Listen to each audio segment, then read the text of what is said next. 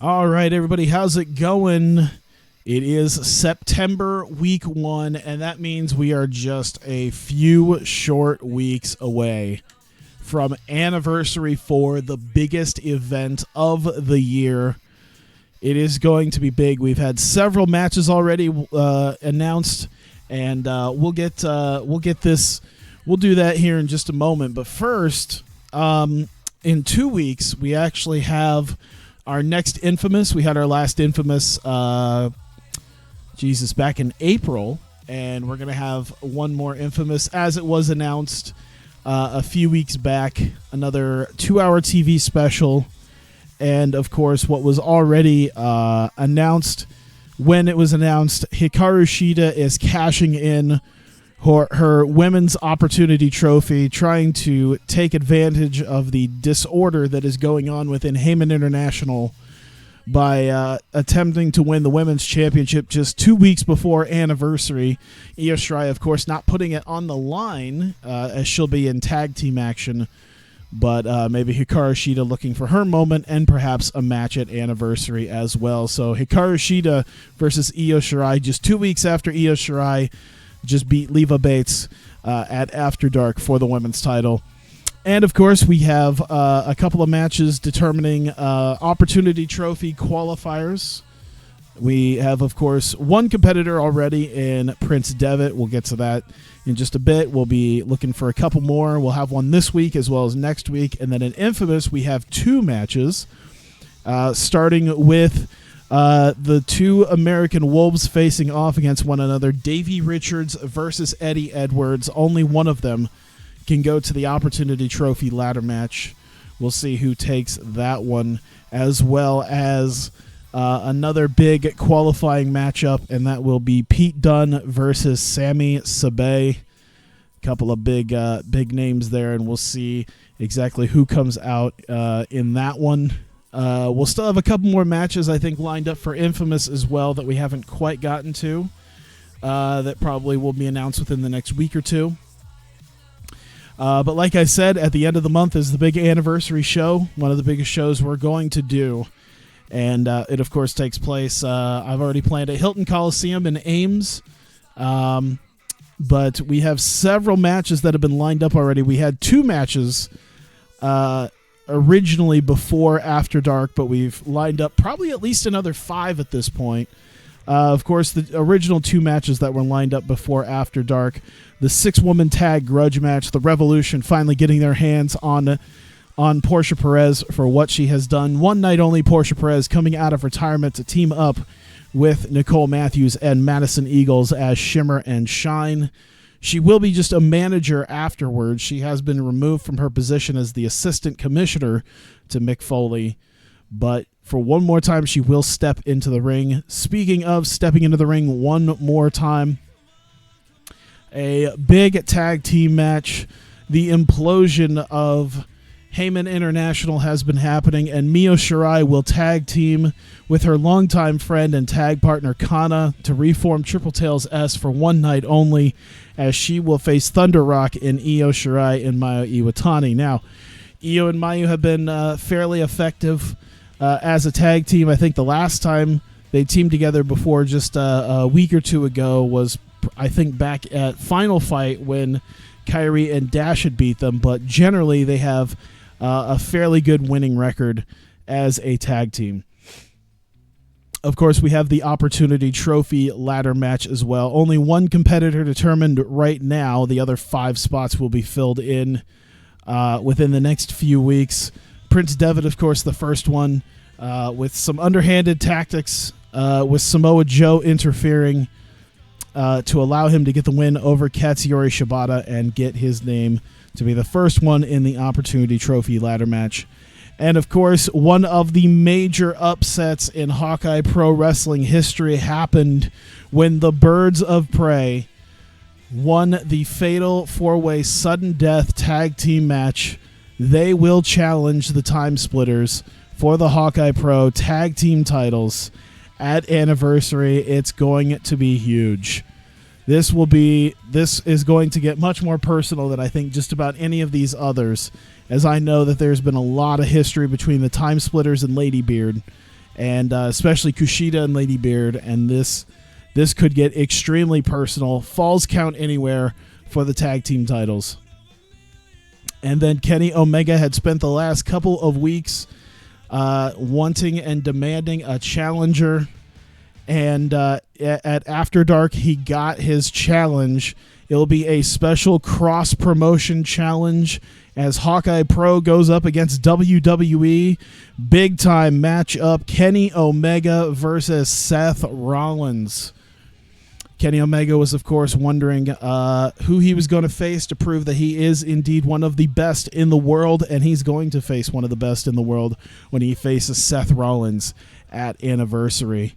And then our two big title matches, besides, of course, the tag team titles, two big singles titles matches, starting, of course, with the Hawkeye Pro Television Championship. Tama Tonga had attacked Shinsuke Nakamura during his open challenge. So Shinsuke Nakamura is delaying his open challenge for the next few weeks until after Anniversary. Shinsuke Nakamura will defend the Hawkeye Pro Television Championship against Tama Tonga at Anniversary 4. And then with his win over Akira Tozawa in the main event of After Dark, it is set in stone. Alex Reynolds versus Shane Hollister for the Hawkeye Pro Heavyweight Championship. Shane Hollister has worked his ass off to get to the point that he is at right now. He has overcome a lot, and there's still 4 weeks left. I'm sure Commissioner Brother Ray would love to do anything and everything that it would take to keep Shane Hollister out of the main event of Anniversary, but as of right now, he has a date with Alex Reynolds for the championship in Hilton Coliseum for Anniversary 4. And that is the current card as of yet. Of course, we still got to fill out the rest of the Opportunity Trophy guys, as well as it looks like probably about a couple more matches to fill in as well. Of course, we had the deal with Kurt Angle with his retirement. So we'll have a competitor for Kurt Angle. We'll probably find out about that very soon. Kurt Angle with his retirement match at Anniversary 4 as well. And there we go. Let me see here. A lot of people pissed off. I forgot all about this. I didn't deal with this last time. Now I have to deal with this. I got to toss out a bunch of money to people because Kurt Angle didn't like jobbing out to Joe, which he didn't really job out to Joe. But it's a big whatever here. I'll just help Kurt Angle be a little less pissy about it. I'd say 10 grand. Let's see. 10 grand good. He's still annoyed. He's extremely happy at 10 grand, but he's still annoyed. Why your chat's not appearing? I have no idea. I had no idea. Try to reset to see if that fixes. I mean, it's showing up now, so that's somewhat helpful. It seemed to have worked. Gargano's furious that he had to basically job to Lady Beard, so we'll go ahead and give him 10,000. See if that. All right. See, he's pleased by that. That's good. Sonata's pissed that he had to job to Lady Beard. Look at how many people I pissed off just to give Lady Beard the spot that he has. There you go. You've been sending messages since intermission. Oh. I did say I did notice your name pop up. I was just like, and then I saw that you had left. I'm like, oh, I guess he's just okay. That's cool. Will Ospreay's he's still pissed from something. I don't know. Let's give him another 7,000. How about that? We're making enough money. We made enough money last week. We'll just start throwing some stuff at people here. Matt Jackson also, someone has to be pissed off. There's going to be enough people pissed off at the notion that we would job Lady Beard to them. There we go, 10,000. Let's see, does that help? No, you're still irritated. Okay, cool. Respect your homegrown guys. Get the 4 main. Could have been a mark and went for the WWE guys and junk, but you kept the homegrown guys. Yeah, that was my that was a thing that I wanted to do. Where it's like, okay, there's a lot of guys that I picked up from Yeah, I understand the Bayonetta thing, but yeah, there was a lot of things that I sat there and went, okay, because there's a lot of like name guys that were names before they came in. Like, okay, Tozawa was big in Dragon Gate, then there's Cole and Shelly, and yeah, like most importantly, guys like Brock Lesnar or Chris Jericho. I could have given it to. If you look at some of the guys who are technically main event guys, like I could have done like Kurt Angle versus Kushida, or to be fair, Tozawa versus Shibata would probably tear down the house. But yeah, I wanted to give it to a couple of guys that, I wanted to give the idea of like the homegrown guys. You'll still have plenty of names towards the bottom of the, in the bottom and middle of the card. But meanwhile, the top guys, are the guys that we made, that we like physically turned into somebody. I don't know I don't know if we've gotten far enough away to show that used to be, yeah, see, like he's leveled out now, but yeah, like he used to be fuck all. I think Shane might be, I don't know, he's gained a fair bit of popularity in the last. Yeah, he's steadied out a little bit for a while, but yeah. Thought Tama deserved it. Tama probably was gonna. To be fair, that's actually, I'll say this now. This is, I mean, now that we've set the match in stone, basically with some of the guys. Omega versus Okada 4 isn't your main. The Elite don't run the show, yeah. But here was the thing. Tama was never set to wrestle in the main event, but I'll tell you this, since I've already booked Omega versus Rollins, and I don't know why I'm telling you this, because I could do it for 5. Honestly, I could do this next year, so don't be surprised if this is like a big match next year for Anniversary 5.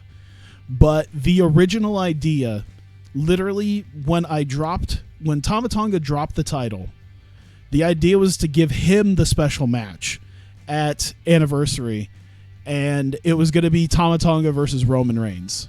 That was the idea before I eventually settled on Omega versus Rollins. So yeah, that was the original idea, was to do Tama Tonga versus Roman Reigns, and I figured that could probably tear down the house as well, and a very viable option within the for Anniversary 5 or another big show. Let's see here. Move on to the next dealio.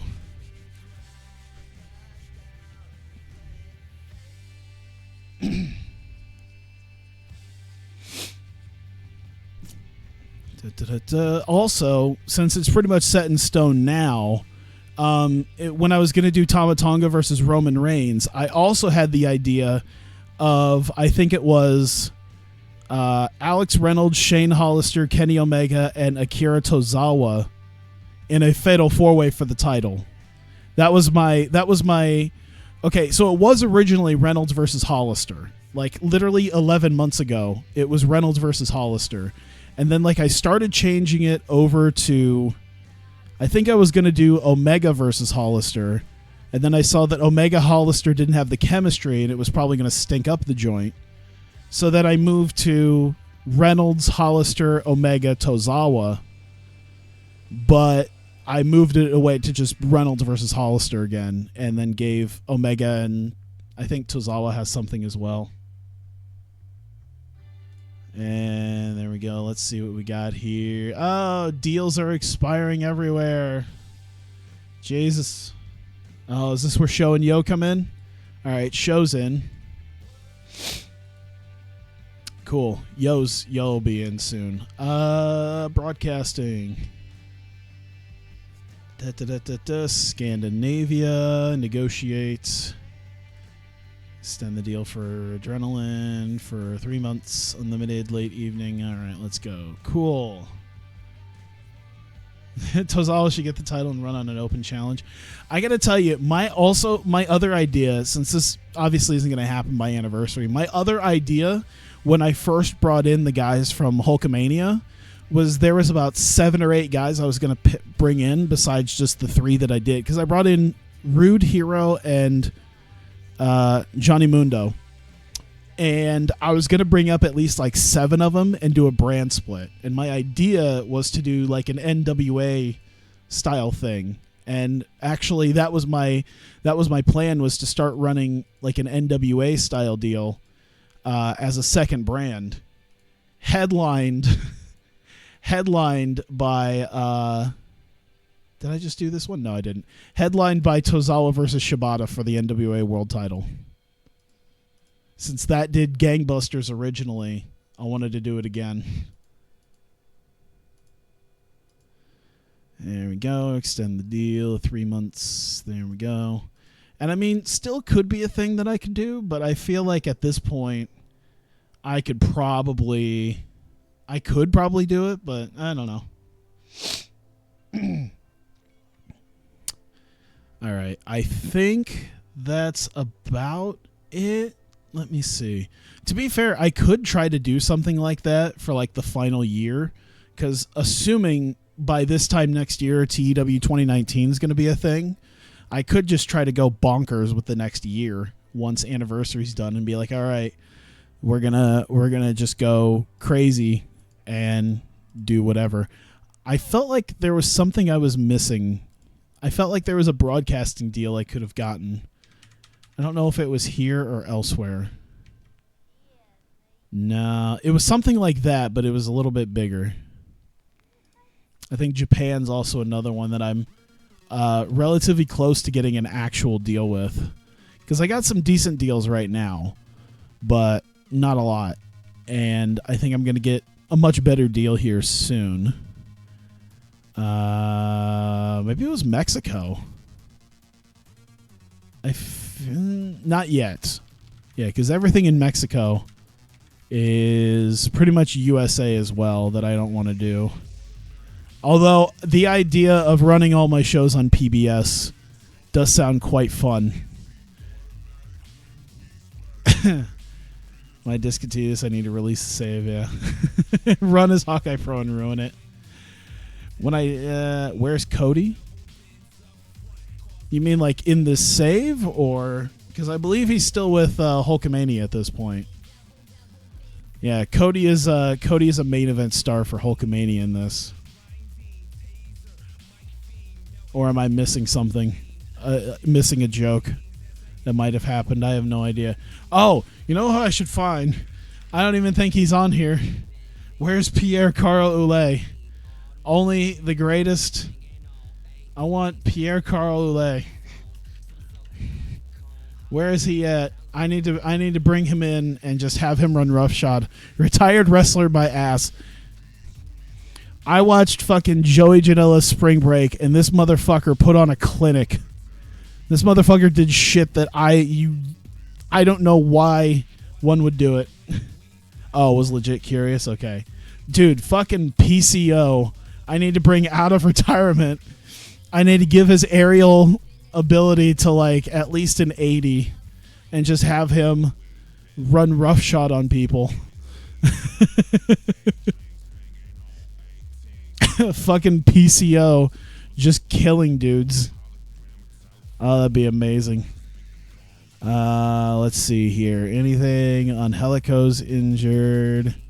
I just realized he's on a pay-per-appearance deal. Is he like not popular at all? Because yeah, he is. Yeah, he's only popular in Mexico and a little bit in the Mid-South because of Lucha Underground. But yeah, Angelico would be great, but yeah, at this point I don't need anything else. I got somebody else who should be coming soon. Got concussed and thought he was RVD. Yeah, he did. That's basically what happened there.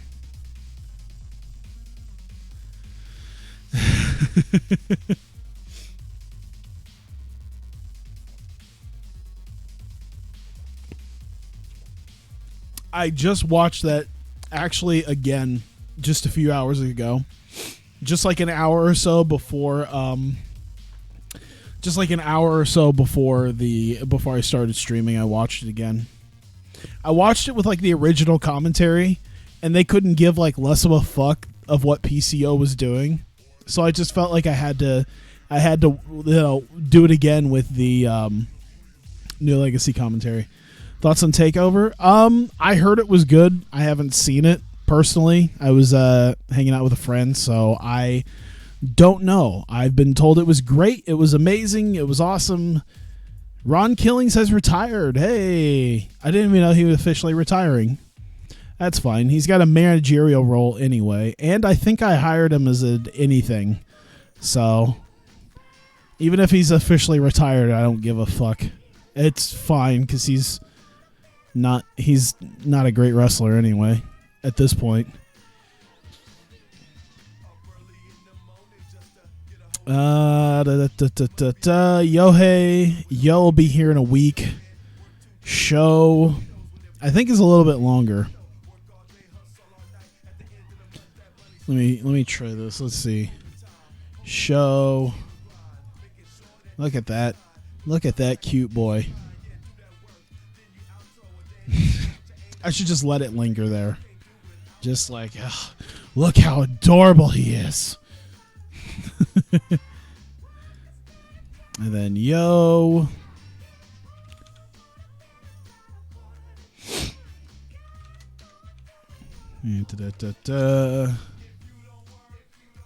I need replacements for a tag team who's leaving.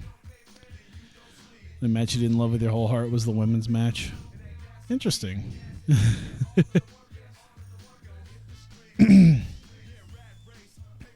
Yeah, I feel like I have to watch Gargano Ciampa. Like, I heard it was fantastic. Oh, Killings needs a place on the roster. He doesn't quite have the respect up, so I don't know what you want me to do. He's a color guy. Oh my God. Can you imagine him doing color right now? Let's just make him a manager. He'll be fine. He's not going to complain about, doing something sort of not related to wrestling. And at that point, whoops. Let's see, assigned manager. There we go. So the managerial work at Ghostface Killings for her, and then Mary Dobson. Assigned manager, save. There we go. Velveteen Dream has a death wish. I want to make sure that they have the proper people. All right, Lady Beard. I mean, he has a tag partner. I don't know if they should all come out with tag partners. I don't know. Let me see here. Kevin Kiley needs to be assigned to Evie, as well as Kaylee Ray.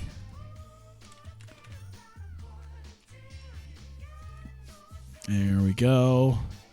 I'm trying to think if there's anything else. Lufisto should probably be brought out with some. Probably Kangaroo Jess. Everyone's going to have someone out with them, basically. Leva Bates doesn't really have anybody. That's fine. Let's see. Do I have Kana with James Mitchell? Yes, I do. All right.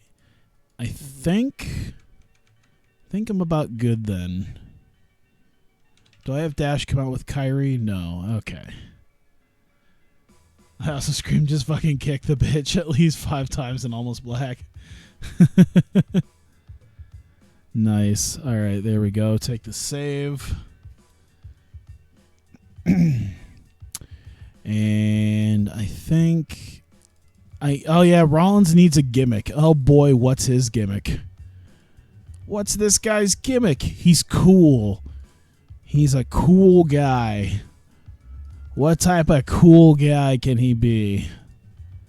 He could be a badass, a degenerate, a cult leader, bigger than the promotion. Let's not.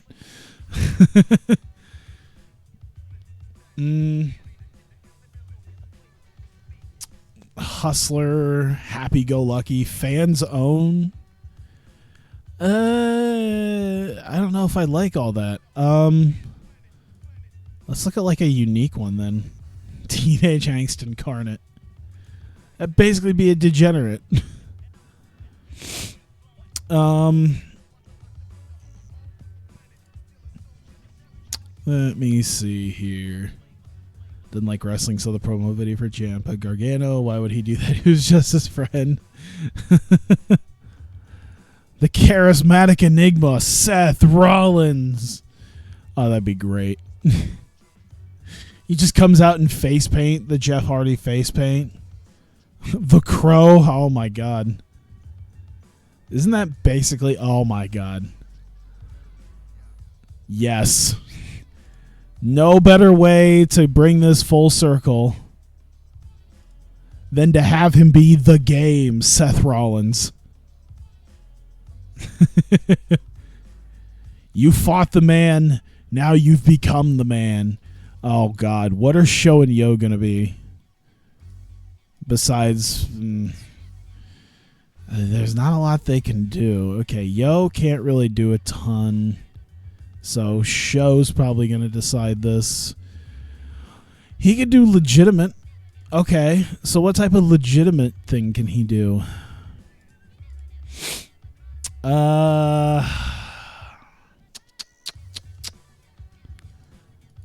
All-American, blue collar.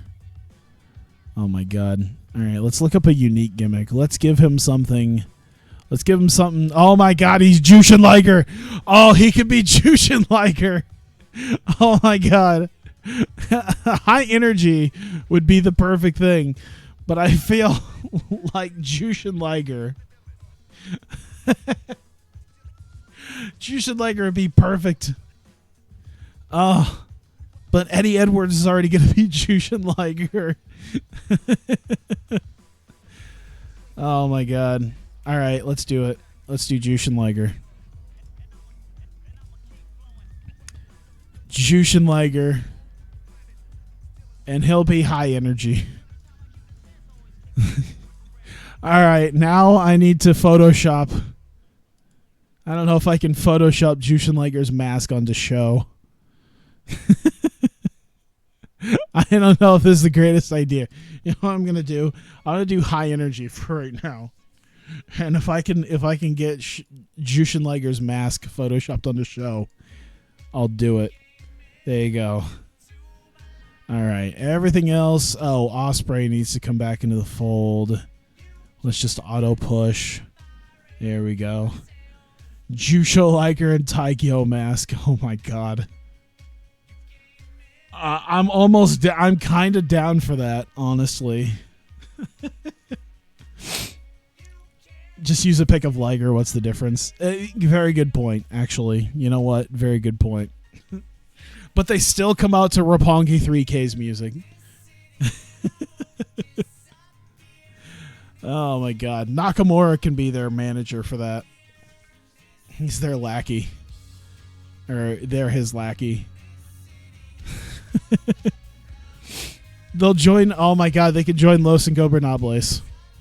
You can have La Sombra with Sonata, Hiromu, Jushin Liger, and Taigyo mask. Kushida. Lift the locker means feel it a series of spot-on impressions of some of his colleagues. Ikari no Roppongi. Oh my God. So they did Bell County Expo Center. Okay, looks like that'd be Mid-South. Yeah. Bell County Expo Center. Wow, why? There's only 7,000 people. Let's try this again, but with more people. Oh, 5,000 people are going to show up for that. I'm going to be spending a lot of money, so since I'm going to be spending a heap of money on Anniversary, let's try to find something around here in the 10 to 12,000 range. All right. We can go to Sioux City, maybe St. Louis. Yeah, Chaifetz Arena. How about that? St. Louis. I wonder what's there. I always do this when I see something when I see an arena I've never really heard of before. I like to look and see what it is. St. Louis University. That's what I figured. I figured, okay, about 10,000 seats. It's probably a university arena, since they already have whatchamacallit in St. Louis already. economy and wrestling industry are falling heavy. Your attendances are going to shrink. Good point. Wow, that shrunk a lot from what I should just go to where it might be rising. Let's just go to the UK. It's fine in the UK. Oh my god, 67.47. Oh my god, let's go to Europe, guys. Should we just do just a random? We want to make money, so we're going on a random European tour before anniversary. That's probably not a good idea because I don't think we have enough. Popularity there to make it work, promo wise. I'll just stick to what I know. We'll have to go on a European tour at some point, though. That'd be great. Ireland. I think that'd be considered UK. Could go to the UK. 3,500. Let's see. Oh my god. 82,000. 49,000. Good lord. Y'all got some. I mean, we got a lot of big places too, but yeah. Skrull gets a shot to join the title match. But yeah, look at that. Central Europe. Because we're doing great in Central Europe. We don't really have anything here. I should probably take the filter's off. Oh, there's not really places here. Interesting. There's nothing in France or Italy or Southeast Europe to go to actually do shows at. Central Europe I can, and 5,800 people will show up. That's all right. Croke Park. Didn't I just see that was like insanely huge? Yeah, 82,000. I'm gonna guess it's a football stadium. Just show up and have like 10,000 people in an 82,000 seat building. Everyone's on the hard cam side. Everything's just shot from one angle. Like, all right, it's cool. Now just do it. Go away. That's 80,000. Yeah. How many people said they were going to show up if we go there? 3,000. Less than 3,500 people in an 80,000 stadium. I'm sure that would go over swimmingly. We could maybe do it in the parking lot and get some, as happened. Let me see here. Okay, so we've got the build-up to Anniversary as well as Infamous. But Infamous isn't as huge. Okay, what was tonight's match to determine... Okay. Oh, yeah, I forgot I set up this match. This will be an interesting match. To determine... All right. So, Beretta versus Father Kingston. Should be interesting. Opportunity Trophy qualifier. Here we go. Ireland's national sports. In the finals played every year. Huh. Okay, how long could you guys go, without killing one another? Because you guys don't like one another, so this is already interesting to try to do. Okay. Let's do 15 minutes. We'll just have you go all out. Both of you guys could probably do it. Father Kingston getting the win. Open match. Let's do storytelling. This will be the storytelling match. They'll be fine. Oops, come on. Storytelling. And decisive win. I don't know if it's high enough to call it in the ring, so we'll just do a little bit of both. He's unhappy. Oh, no. What's the difference? 67-68 compared to Kofi's. Whoops. Oh. Well, get the fuck over it. At this point, I've stopped caring about people who are like pissy about it. Highest attendance for the women's finals, 30,000. I mean, that's still pretty good.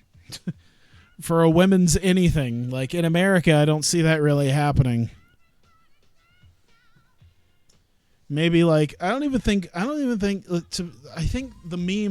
the meme tends to be that people don't care about soccer outside of the World Cup. I think the MLS does pretty good. Certain teams. But yeah, I feel like they probably wouldn't care about much of anything. I can't think of that was ever. Yeah, I can't think of anything that's had like huge attendances. You've seen a lot less. Oh, it's been a lot less. Oh boy. Okay, so we should have Alex Reynolds out because he hasn't really fought a match proper in a few weeks, I think.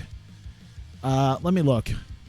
When was the last time Alex Reynolds properly fought a match? When was it? Justice. So he took a month off to do Angles. He'll come back and do a match. Maybe he'll main event. I don't know. Let's put him in a main event. Who should he face? Maybe like an upper tier guy, but not quite main event. You know, like Shane Hollister. We'll just give away the title match now. Like, no, not wait until anniversary. We do it now. Let me see. I mean, we could give it to Dunn, but we've done that match a bunch. Joe. No, I don't think I want to do Joe or Nakamura right now. I'm thinking Hiromu because Hiromu's a good enough name. Or Hero. Maybe not Hero. Hero, they're sort of on the heel side right now, so Hiromu probably would be the best option. And it'd be an interesting matchup. I'd be interested to see how this matchup could go. The psychology's kind of there. That's fine. Men's gets about 80,000 every match. You know, that happens. Let's give him 21, and this will be see what we can get out of this. What's his popularity? Ooh, you know what? This might turn out really well for Hiromu.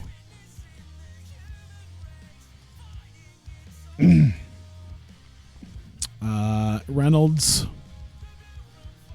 You know what? Let's maybe not open match it, but still a decisive win. No, you know what? Open match. We're gonna give Hiromu the like, hey, let's try this. Slow build it. See what they can make out of this. Non-title match. There you go. We'll see how this works. Let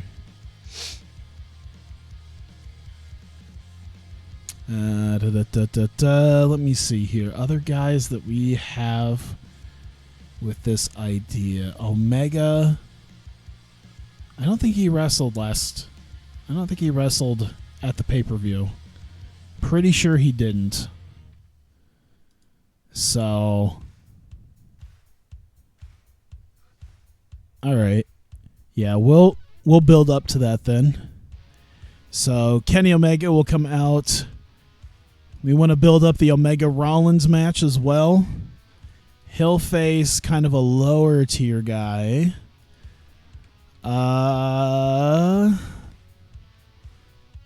Who do I not care that much about kind of sacrificing them?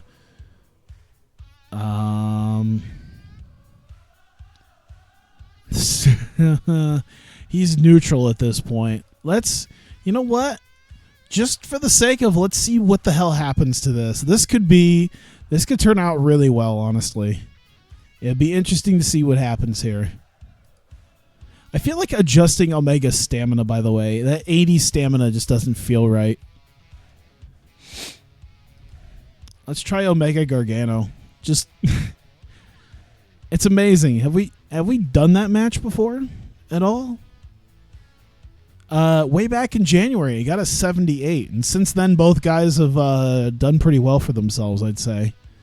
At least, over the course of time, I think they've gotten a lot more popular, if you look at it.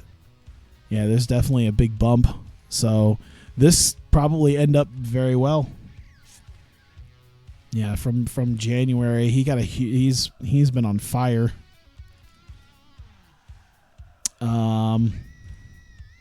Let's give him 14 minutes to make this happen. Omega getting the win. Open match. I don't know if they could do, you know what, call it in the ring and go all out and make it decisive. There we go. Let's see. That's 56 minutes, so we'll add one more match in.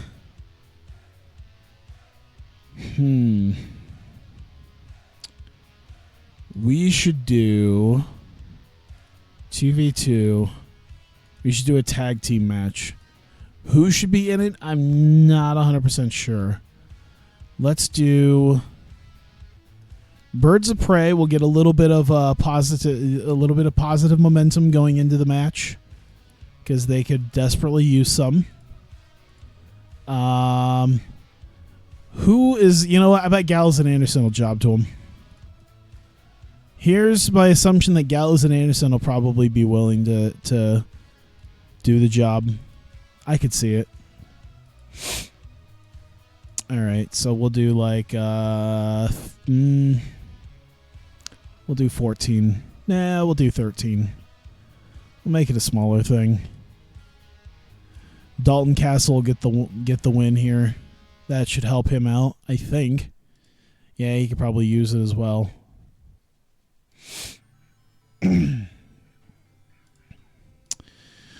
Other than that, let's see. Open match and decisive win. That's about all I need there. Just a basic little match right there. That'll split things up a little bit, I think. I don't know if we want to calm the crowd with anything. So maybe earlier in the night. We can open up with that, actually. Actually, we'll open up with this. All right, so we'll throw an angle in there. We'll have Father Kingston come out first. Minor success. Kingston out to give a sermon on anniversary as he plans, as he follows God's plan for him to win the opportunity. All right, the opportunity trophy. There you go. That's his idea. It's God's plan for him to win the opportunity trophy. That should work, right? That acting ability is, you know what? It should be held out well by the other stuff. I think it'll be fine. I think it'll be okay. I want to turn down the music just a touch. There we go. So we'll throw that out to start the show.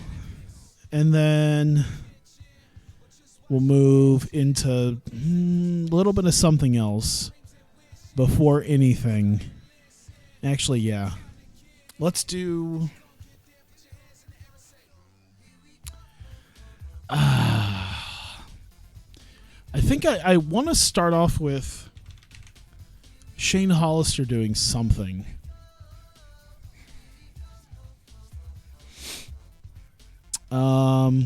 Maybe doing selling. Selling is probably a good idea, maybe for him. I'm gonna say, is he attacked or has he been attacked or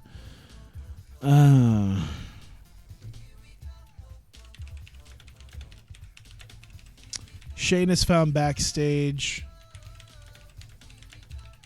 as he has been jumped and the attacker is unknown. Here we go. Just like 2 minutes. It's probably not a minor success type thing. There we go. So we could do that. Birds of Prey. Are we going to give Lady Beard and Dalton Castle a live microphone? Hell yes, we are. Birds of Prey promo as they say they are planning a pre-match concert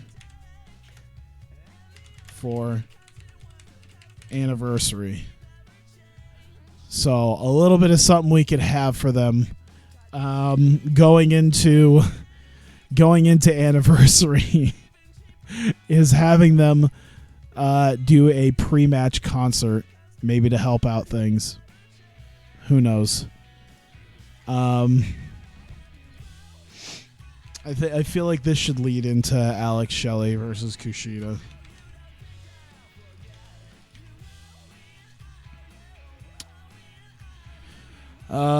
Let's see here.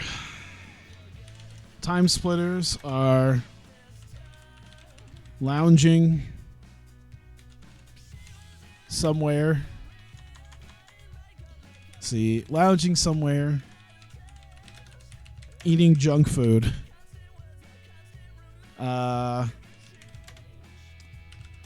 They do not take Birds of Prey seriously, and will prove they're it'll prove it at Anniversary. We'll just leave it at that then. There we go. Somewhat, I imagine just for some reason I just imagine Alex Shelley and Kushida just digging into like potato chips and Haagen-Dazs as they go, and they're like, yeah, we're deciding to fattening up before our match. Make sure that we get ourselves bulked up for this match. They're absolutely not caring one iota for Birds of Prey. Probably not anything pre-match for Omega Gargano, but definitely a deal afterwards. Let's see. Kenny Omega. Let's see. Entertainment. Let's do Success. Actually, I want to see something real quick because I have no idea how many. I think I have like 4 appearances with Rollins. I think it's 4 appearances. I have 3 appearances left. So I've got Anniversary and then 2 other times. So you know what? Rollins will show up next week. We'll have Omega carry this one.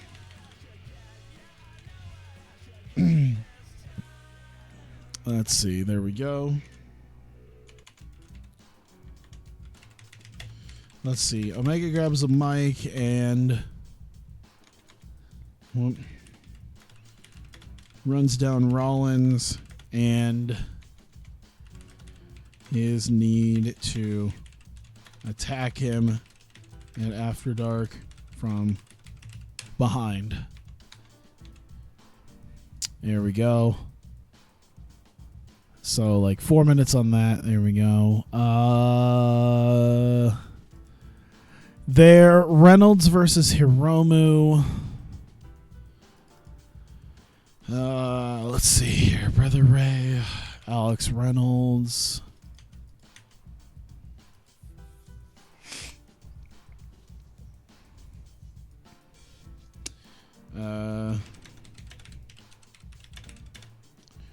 Ray is talking to Alex about his match and says Shane was taken care of earlier in the night. So it won't be a problem. There we go. And then we'll leave it at that. We'll do about we'll do 4 minutes with that too. Why not? Yeah, definitely a little bit of storyline with them on that one. And then we can end with let's see, Alex Reynolds, Shane Hollister. There we go. Post-match, Shane sprints in to attack Alex and is separated by security. All right. So, yeah, I'd say decent success there. And let's do 3 minutes on that because I think we'll probably end. Let me see. Let's do Brother Ray. Let's do Alex Reynolds. And let's do Shane Hollister. Oh God, how do I want to do this? Microphone is going to be Brother Ray's kind of big thing there. And then I'd say selling still. Ray comes to break up. Oh God. Ray comes to tell Shane if he wants a fight next week, he gets one. Oh, who should I have him face, man? I'm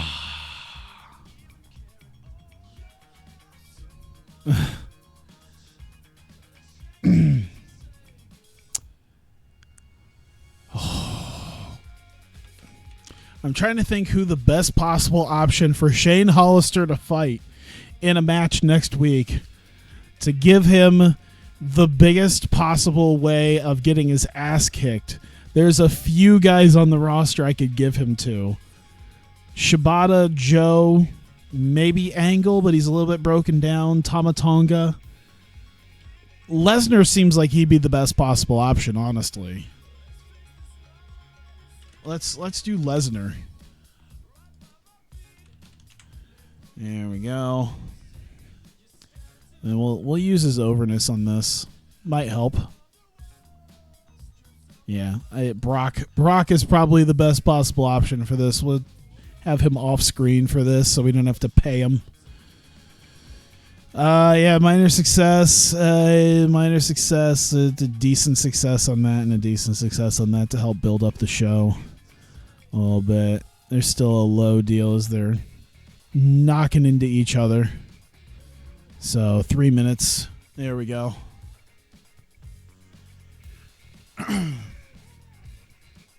Gives us a couple of big matches for next week. And okay, so we have that. We still have about 25 minutes to throw things in there, so we'll do that.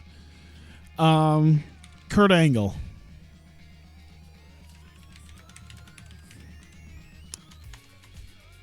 Angle is hurt from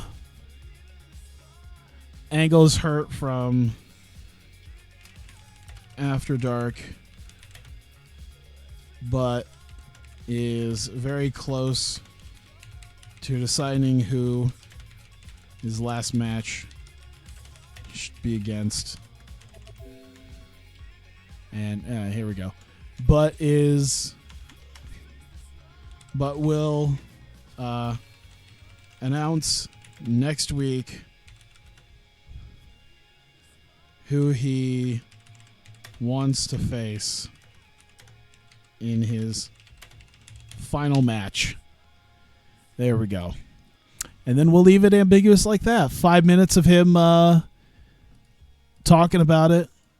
Let him do his thing. We'll put this maybe up here a little bit. Somewhere towards that. Let me see. So we did the Shane Hollister, Alex Reynolds thing. Oh boy. Okay, how much time do we have for this? All right. All right. So Katsuyori Shibata, Cody Hall, Samoa Joe. Oh, this should be fun. I hope to God you guys are okay. 84 selling. Fantastic. 87 selling. Oh my God.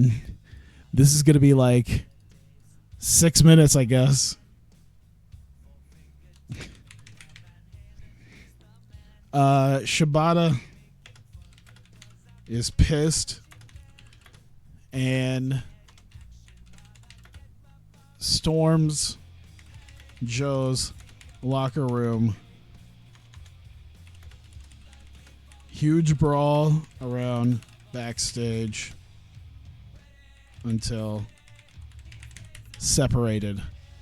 So yeah, I'm just going to let these two guys beat the ever-loving fuck out of each other for about 6 minutes. So the idea is that it's literally Shibata just fucking stomping his way into Joe's locker room. You know what I should do, actually? I've got an idea. Into and Storm's locker room to fight Joe. Oh my god. Okay. I've got an idea. So we should have some guys who show up. Some expendable guys that these two could beat the shit out of while they're trying to beat the shit out of one another. Like Osprey. His selling's not great. Okay. We need some guys who can actually sell, though. Okay, so let's see Adam Cole. So this is the idea: is I'm gonna get guys at least this point, and they're just gonna get hammered between Shibata and Joe because he's running into the locker room. So Cody Hall, where's Cody? What does Cody Hall look like right now? All right, good enough. Cody Hall gets mixed up in this as well. So, yeah, if you run into the locker room and just start beating the shit out of somebody, other wrestlers are going to try to break this up and are going to get caught in the crossfire of Joe and Shibata fucking each other up. Sammy, should Nakamura be a part of this? Might be an idea. You know what? Nakamura being a part of it could work. All right, who else is gonna get like just annihilated? Let's see, Sonata. Could Sonata do it? Maybe not Sonata. What about La Sombra? Could La Sombra do it? La Sombra could do it. And how about, you know what, to throw this in here since La Sombra's in there? I bet you Chris Jericho could sell. No, he can't. Okay, let's just leave him on out of it. Let's do Davey? Davey ready? Davey. All right. There you go. So just Shibata just hauls ass into the locker room trying to get Joe back for what happened on Saturday. And guys in the locker room, Adam Cole, Cody Hall, Sami Zayn, Nakamura, La Sombra, Davey Richards, whole mess of guys from different walks of life in this promotion trying to pull him off as they're just beating the hell out of each other for like 6 minutes. It's perfect. And we'll just like leave it there maybe. I don't know. We can go from one backstage deal to the other. Whoops. There we go. Or we could put it later in the show. You know what? This feels like a later in the show type thing. Maybe yeah, we'll put it like in the back like that. So you go from Angle and then it goes on to the, he does his thing, leaves, and then there's Shibata, just him and Joe just going ham on one another.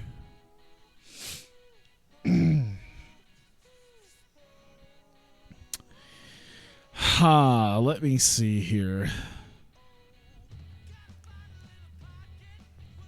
So we did that. We got, let's see, Tama Tonga, Shinsuke Nakamura. We should have a little bit of something with that to work with as well. I think that's about the last thing we haven't really dealt with specifically is the Nakamura Tama Tonga thing. So, God, what do I want to do with this? You know what? We might as well do. Let's do Tama Tonga, Shinsuke Nakamura, and Brother Ray. Actually, instead of that, let's do Styles and Michaels. So we have no announcers for this. This might be really good, honestly, just because of the mic skills. of both of them. There we go. I've got an idea then. Let's see. So microphone. I don't know if he should talk. Maybe just be menacing. Yeah. Actually, I think that'd be the best idea. He just stands there and has his aura talk for him. Just, there you go. That's how he does it. Nakamura. Yeah, let's have Nakamura do most of the talking in this. That sounds like a phenomenal idea that I don't know why people would think that's a fantastic idea. Styles and Michaels will probably handle most of this. So, decent success here. All right, how do I want this to end? So, we do Tama Nakamura contract signing. Let's see. Ends with obviously Brawl and Tama. Let's see. Hitting the gun stun on good old HB Shizzle. Did we do something like this already? I forget. But we'll have him, you know what? Let's have him sell then. That's what works. We got a whole mess of things. Styles will take over most of the talking. Michaels will kind of do the selling on stuff. That'll be like 8 minutes. We'll have the deal there. Yeah, this is like decent success here. Maybe a minor success there. And then a low injury risk for Michaels. There we go. And then we'll put that...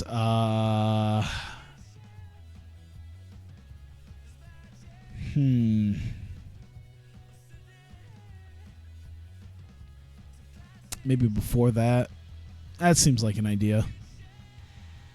All right, so maybe one more segment, maybe. I'm trying to think if there's like one more like little segment we can do.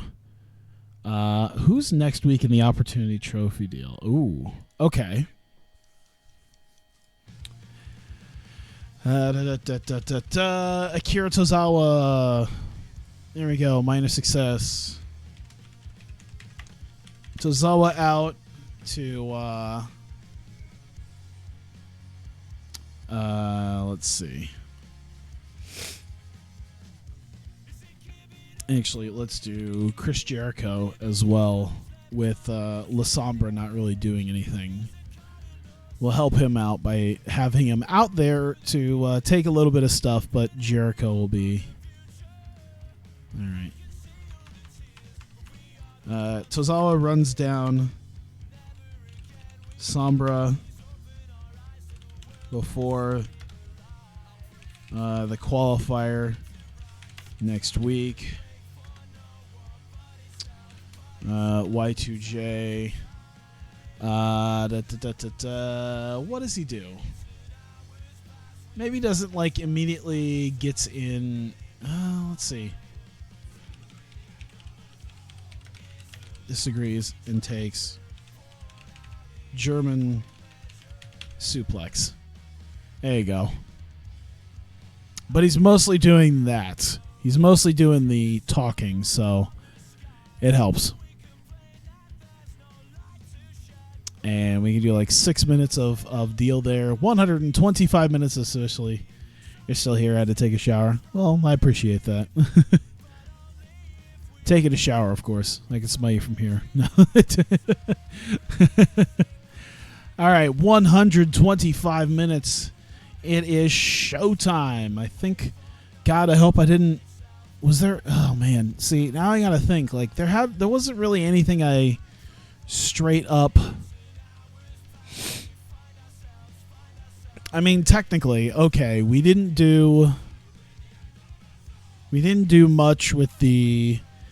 Oh man, I gotta put this in somewhere. Son of a bitch.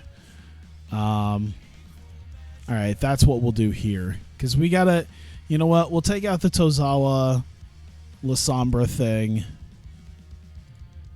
Because we gotta build this. Let's see. Johnny Hawkeye.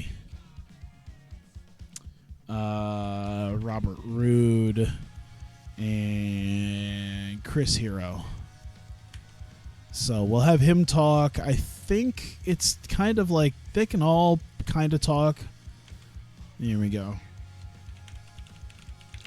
Revolt out, unhappy at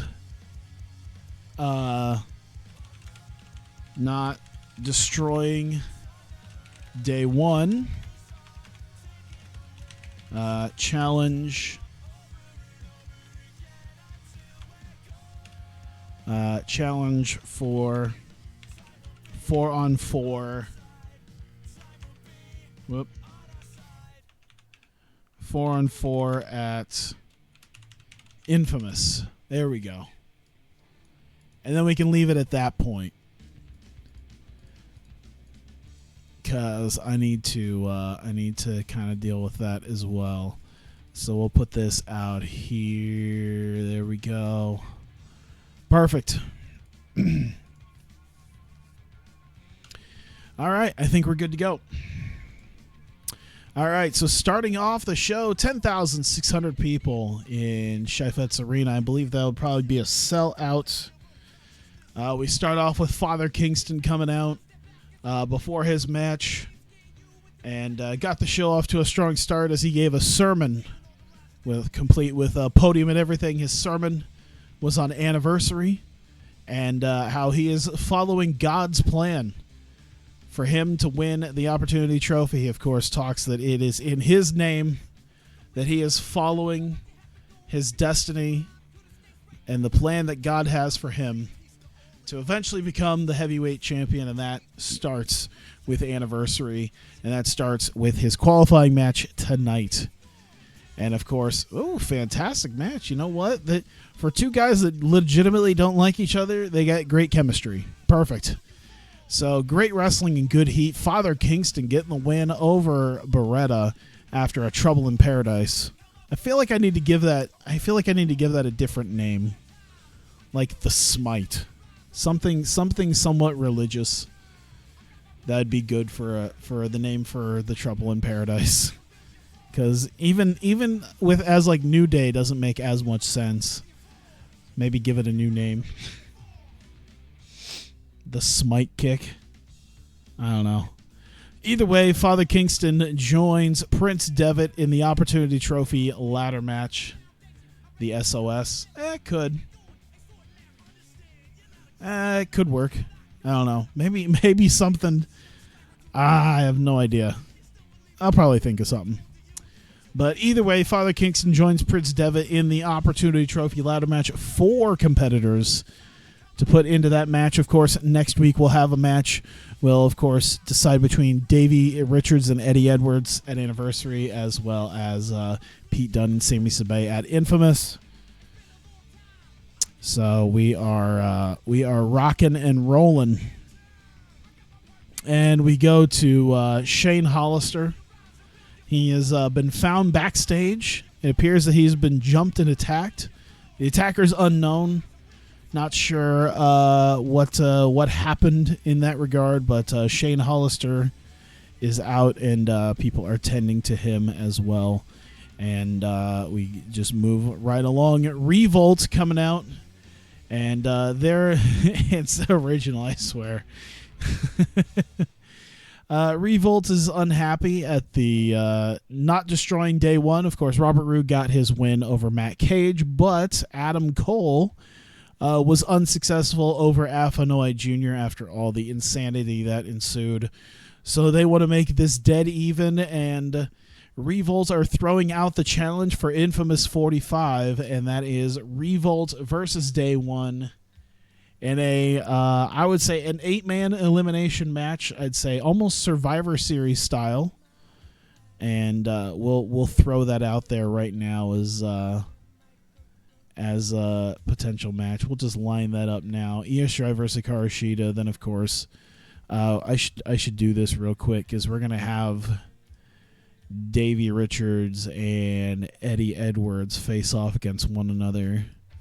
There we go. Opportunity trophy qualifier. There we go at Infamous 45, and then this could also tear down the house as well if we do this correctly. Sami Sabay and Pete Dunne. Here we go. Opportunity trophy. Oops. Qualifier. Boom. And then, of course, let's see. I don't think it'd be a tag. It'd be maybe this. Yeah, 4v4 elimination. Adam Cole. Oh, this isn't going to help. Adam Cole, Chris Hero. Let's see. Johnny Hawkeye and Robert Roode versus Juice Robinson, Matt Cage, Alpha Noai Jr., and Cody Hall. There we go. Revolt versus Day One. 4-on-4 elimination match. There we go. And that's pretty much the whole card right there, because it's only 2 hours to fill. So I think between Davey and Eddie, Io Shirai, Hikaru Shida, Revolt versus Day One, and Sami Sabay and Pete Dunne, that's going to more than fill up the time necessary in that 2 hours. They could all get like 20 minutes of time to just go at it, and probably will. Especially for an 8-man elimination match. You can't just have that be hardly anything.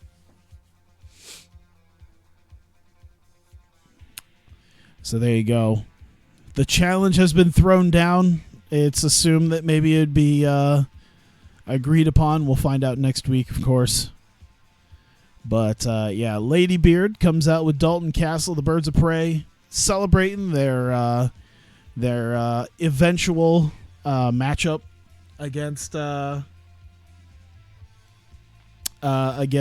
Time Splitters, and say they're planning a pre-match concert for Anniversary. Well, of course, it seems as though their priorities are in the right place, and the Birds of Prey will go on and have a pre-match concert before their tag team title match at Anniversary.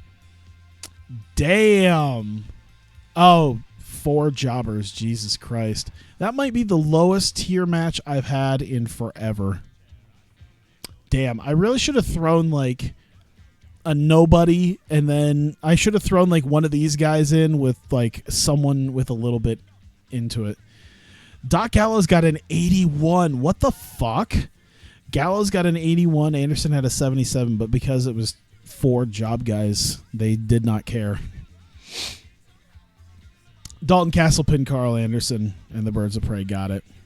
That's going to bring shit down. Yikes is right. But it's immediately made up for by the fact that the Time Splitters are lounging somewhere. Once again, they have another vignette. This time, just sort of a vague response to the Birds of Prey. They're eating junk food. They have chips in front of them, cookies, ice cream, and whatnot. And they're talking about fattening up, as they feel that in order to beat the Birds of Prey, they don't need to be in any sort of prime shape. They said if there was any other team they had to face, if it was any of the other 3 teams, the Bucks, the Young Bucks, Los Ingobernables, or even Reseda Vice, they would be taking them seriously and making sure that they're in their best shape. But since the Birds of Prey won, they don't take them seriously, and they're looking to prove how insignificant they are compared to them leading into Anniversary. Kurt Angle comes out, and he's still hurt from. He's still a little hurt and a little sore from After Dark, and what happened to him at the hands of Samoa Joe in the Falls Count Anywhere match. Wasn't able to get his one last bit of vengeance on him, but he said, of course, we're just a few weeks away from Anniversary, and he will be sure to announce next week who he wants to face in his final match at Anniversary. And so we'll leave it there. All right. Oh, my good God. Thank you, baby Jesus. We go to the back after this touching moment of Kurt Angle deciding who he wants to face in his last match. We go to Katsuyori Shibata hauling ass into the locker room, which has now led him to Samoa Joe, where he and Joe just go full out on each other, knocking the absolute crap out of one another, as they are they are in deep hatred of one another. Of course, Shibata's disrespect of Joe that led to Joe attacking Shibata, and just the history that they've had a few months ago in the Grand Prix as well has just led to a boiling point in these two guys going at one another. And even the other guys, Cody was underwhelming, as was Adam Cole. But either way, a lot of the other guys in the locker room trying to separate it basically became collateral damage in this aspect. You know, even guys like Adam Cole were back there. Cody Hall from day one. You know, Sami Sabe, Shinsuke Nakamura, La Sombra, Davey Richards.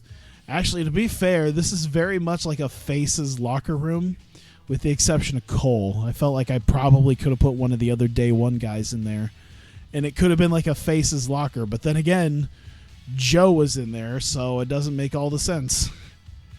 I don't know. But either way, there was a locker room. A bunch of guys tried to break up the fight. These guys fought and just kind of like killed each other for 6 minutes. There you go. This leads to Kenny Omega versus Johnny Gargano. 14 minutes later, Kenny Omega with the win over Johnny Gargano in a pretty straightforward match. I gotta say, it still did pretty well. Hits a one-winged angel in Gargano, wanting to prove himself the absolute best. Gets the win there. Grabs a microphone afterwards, runs down Seth Rollins, and Adam Cole is an underwhelming wrestler, though. But he's the next Shawn Michaels. Didn't you hear? Vince McMahon's high on him. He's the North American champion, the NXT North American champion. But yeah, it's not that I disagree with you. I mean, he's all right. I like Adam Cole. He's okay. I wish there was other thing. I wish he'd have more of a presence to him. I don't know if Cole quite has that presence. Like he's got people that does his catchphrase, but like he doesn't have that aura that like a Shawn Michaels has. And to be fair, he's only been wrestling for so long, but you know, I feel like you need that aura about you if you're going to be compared to Shawn Michaels. And I'm not sure Adam Cole has that. But either way, Omega grabs the mic, runs down Seth Rollins. Of course, Rollins is not here, and he has a catchy chant. That's about it. I can't disagree with that. But either way, he runs down Rollins in his need to attack him at After Dark from behind. Couldn't basically tell him, hey, you couldn't just come out on your own and come shake my hand. Be a sportsman about it. You got to attack me from behind, hit me with a curb stomp, hit me with the whatever your crappy knee is. That's a dumb little offshoot of mine, and just kind of leaves it at that as Omega is waiting for Rollins to potentially make another appearance. Brother Ray is back in his office. He's talking to Alex Reynolds about his match. Of course, Alex Reynolds in tonight's main event. He hasn't fought since Justice officially, when he defended his title against Kenny Omega. So it's been over a month. And he says Shane was taken care of. And Shane won't be a problem.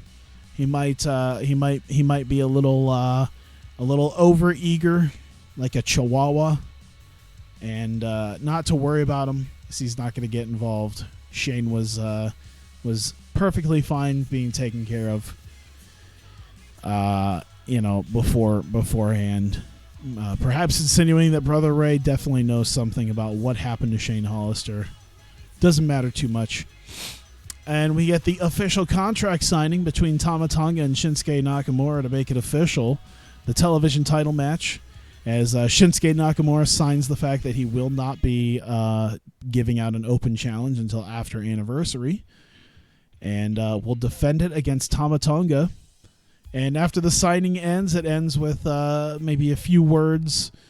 Well, actually, both men kind of neither one of these men sort of being privy to a lot of the exchanges back and forth. One has a thick Japanese accent. The other one really shouldn't have a microphone. So they end up brawling at one another. Shinsuke basically eggs him on. If he really wants to fight, to come in, Tama Tonga is ready to fight him. And after a short brawl, they try to break it up a little bit, and Tama Tonga, in an attempt to hit a gun stun on Nakamura, accidentally gets Michaels in the way, and Shawn Michaels takes a gun stun. And he seemed to be okay with that. He wasn't okay with that, but Michael in kayfabe, but Michaels takes the gun stun and is out, and that leads to the end of the segment there. Main event time, 92 for Alex Reynolds versus Hiromu Takahashi. Definite lack of psychology. Damn, that's all right. Either way, the heavyweight champion shown up in non-title match against one of the members of Los Ingobernables, getting the win in a phenomenal match in 21 minutes with a Claymore. Continuing to show off his new finisher that he plans on taking Shane Hollister's head off with the Claymore. And that leads to, of course, after the match, Shane Hollister sprinting down to the ring. He's been beaten up earlier in the show, but he's here attacking Alex. Perhaps he knows something about who decided to attack him. Either way, he's pissed off and hurt. And they're eventually separated by security. I gotta say, there's a lot of brawls happening on this show. There's a lot of angst going on amongst one another on this show. Security getting paid overtime for these 2 hours. Everyone's fighting everyone. Either way, separated by security. And Brother Ray comes out and says, okay, if Shane wants a fight so bad, and he wants to try to take it out on Alex Reynolds, then he has a perfect idea for him leading into Anniversary. If Shane wants to prove himself, then next week he'll get a fight and he'll get a chance to prove himself. It's 2009 TNA. Not enough run-ins. Well, maybe that was like 2010. I don't know. 2009 TNA, I think, still had quite a few run-ins and DQ finishes on TV and pay-per-view.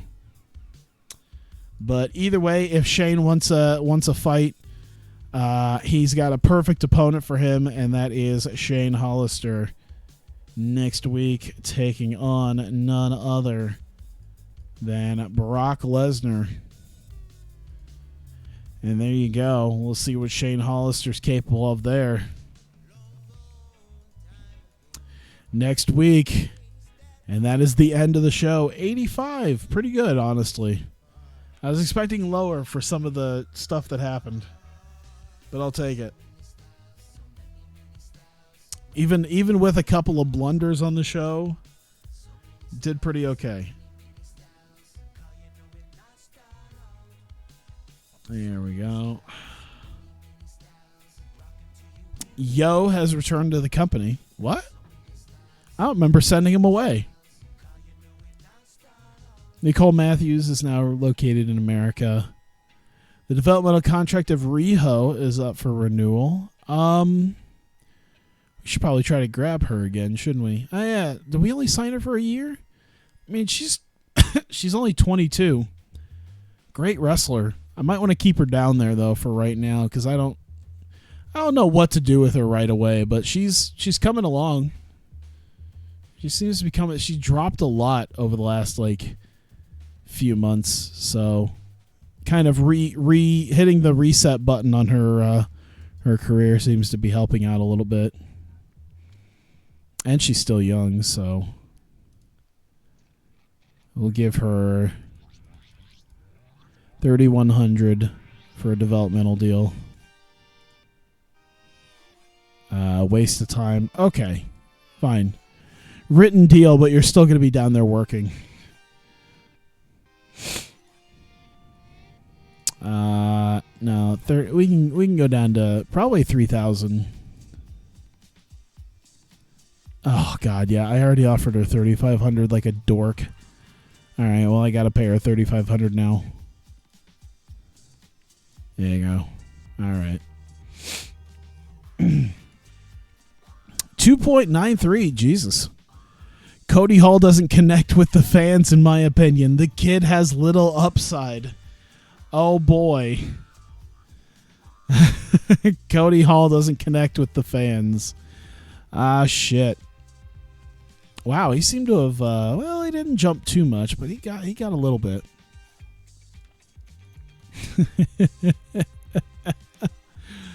Oh, man. I'm surprised that Alpha Noai Jr. isn't getting that. Kurt knows nothing. Kurt's a son of a bitch. What is that? 2.93. 2.2 million people. Damn.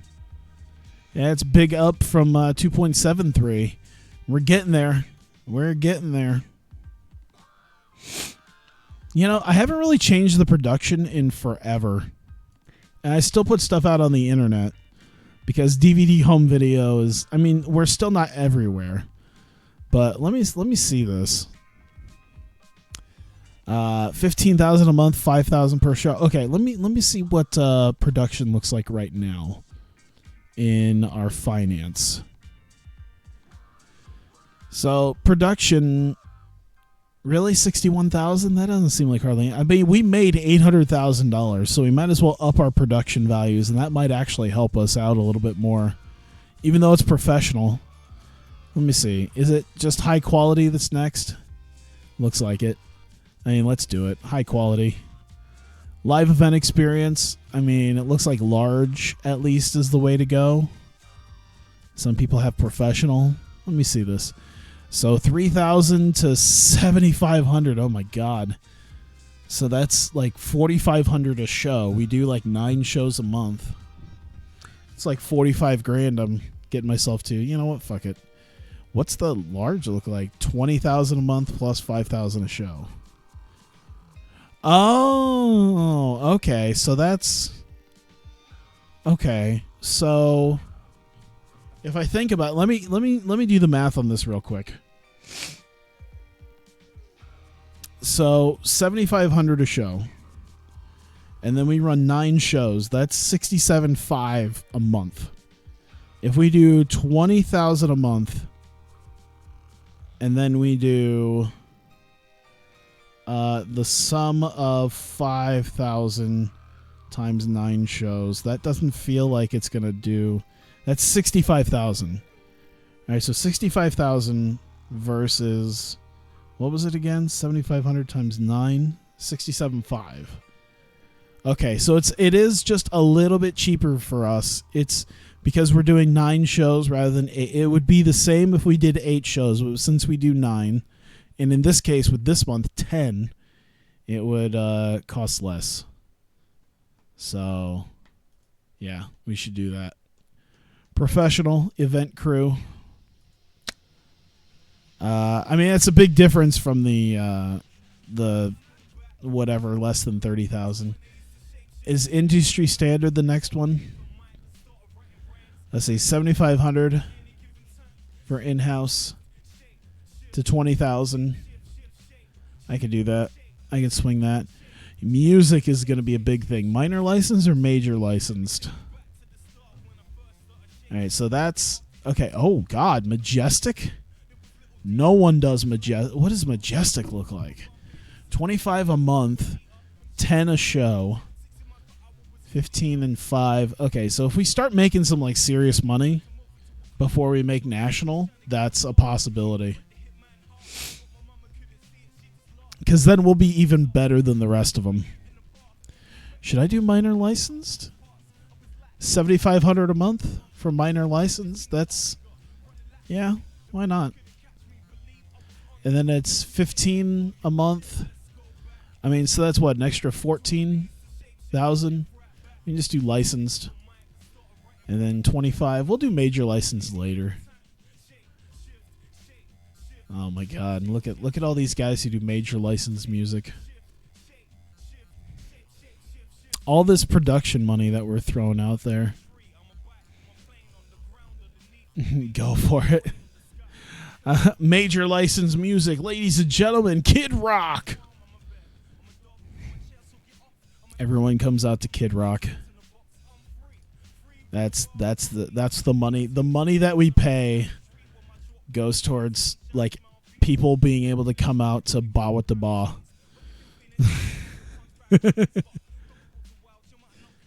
Oh my God. What is that? So that's what, 24,000? All right. Fuck it. Major license. Is there anything? Okay, that's the highest possible level. Oh shit, there's even more? 35,000? Oh my God. I mean, should we just like undercut these guys and the money? Should we just start throwing money at stuff here? Being like, you know what? Fuck you. We're gonna kick some ass with the TV sales and ticket revenue. We're gonna spend all of it on production. That might be the best possible option. We're gonna just kill people with this. This could actually, you know what? This could also potentially start bankrupting people, because when you have someone of my size start going to cutting edge, other people are going to want to do it too, because theirs look like shit in comparison. So it's going to be, woof. 35,000. How much was it beforehand? 7,500. Yeah, fuck it. That's like 27,000. So that's the highest it can get. That's the highest it can get. That's the highest it can get. Production values is the only thing left.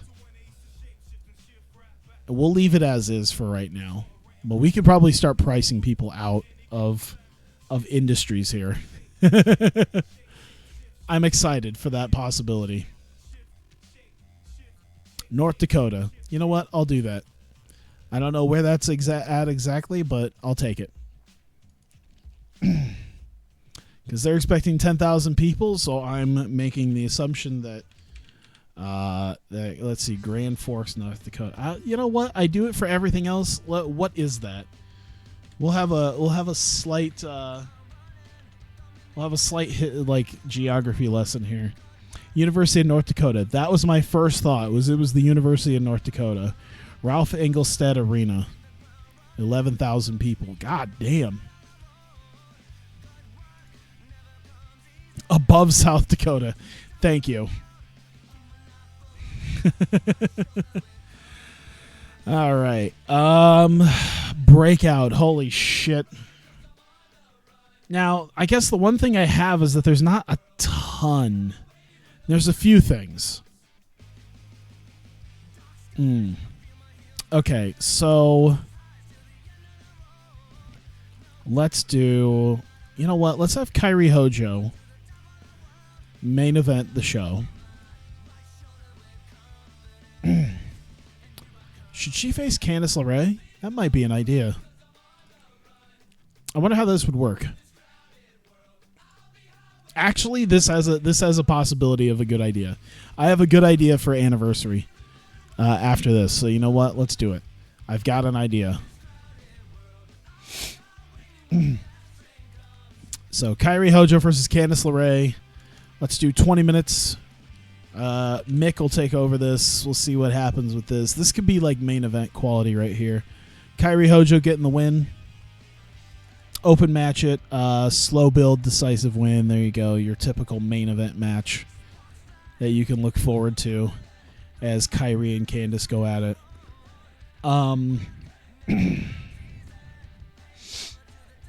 Let me see here. We need another match here. We need a match of... oh, that's right. I don't have them in here officially.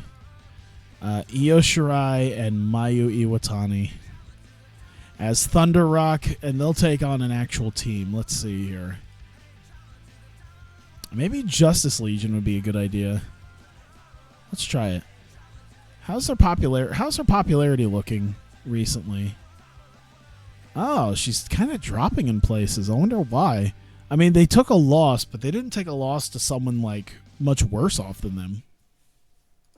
Maybe the fact that she was taking losses.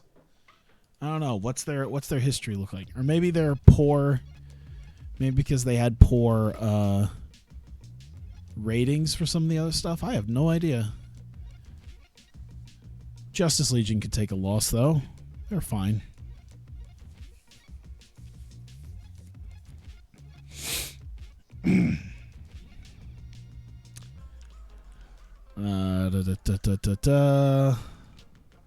Let's see. Thunder Rock versus the Justice Legion. Let's give it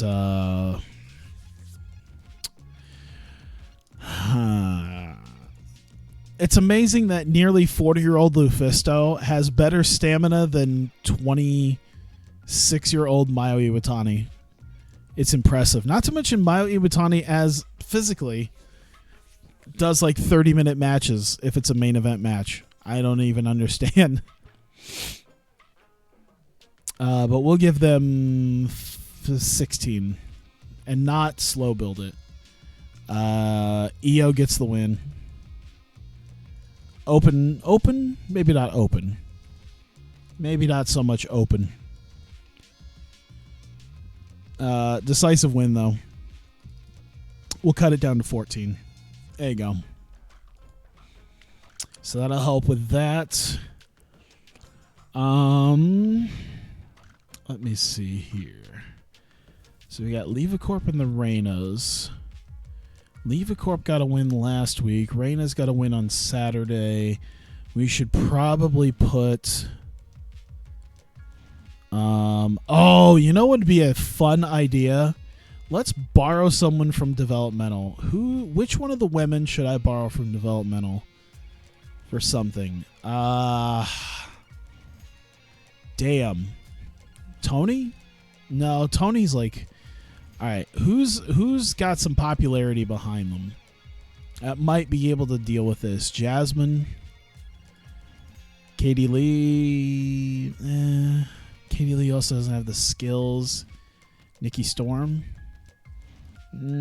Jeff Cobb, Riho. We just signed Riho again. You know what? Get ready to sign her. Risa Sarah. You know what? Let's do Riho. We'll borrow her for a night. All right. We'll see how well this works. We need a bit of a deal here. So Riho comes back up for a match.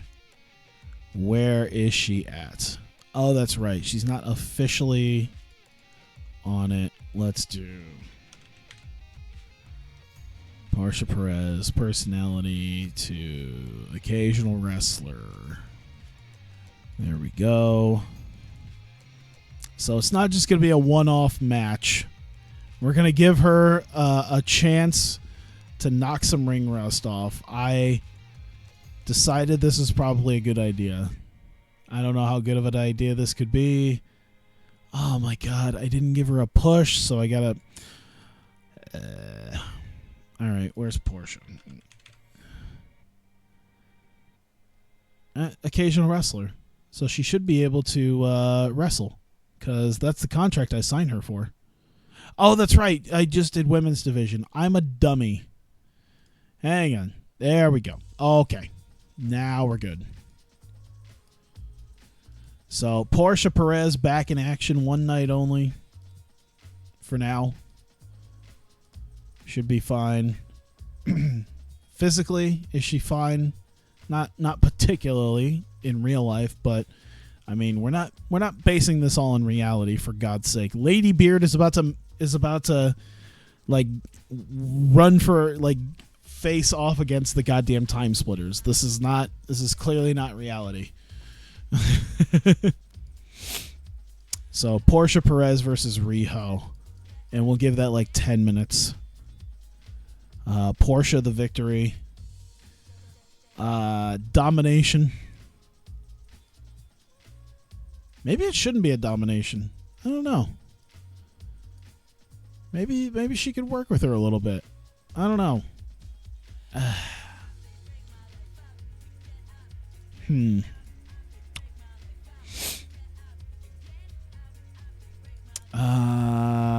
Let's see. Win the tag titles. No. Trying very hard not to spoil that Lady Beard's winning. I didn't say that he was going to win. I have not once ever said that he was not going to win or win. Jesus Christ. People are going to take this as like, oh my God, the madman's going to have motherfucking Lady Beard win. I never said that. Never said that's going to happen. I feel like you guys will be somewhat surprised. Burial? No. I don't want to bury someone. I just want to help Portia Perez look good.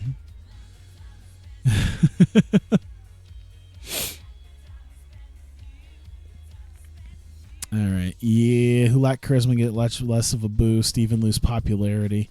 She's got charisma, right? She's been working on that. Yeah, look at that 78 charisma. She's got it. There you go. Very good. Going for the tag titles. You can make assumptions all you want. That's fine. I'm not going to stop you. Yeah, we might open the show with Thunder Rock versus Justice Legion. We need something in here as a bit of a buffer between two obvious like shit show matches. Maybe not shit show matches, but you know. Let's see. We've had that TV title match spoiled for like 6 months. Yeah.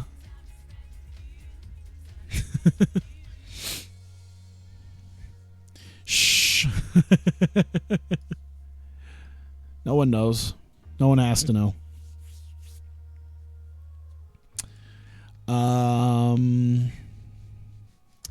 Let's get Sheeta in the ring because she's got a title match coming up. And who can she face?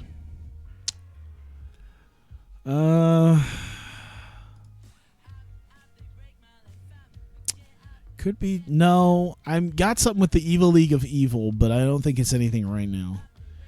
Justice Legion is Jushin Liger. Odd place to put show.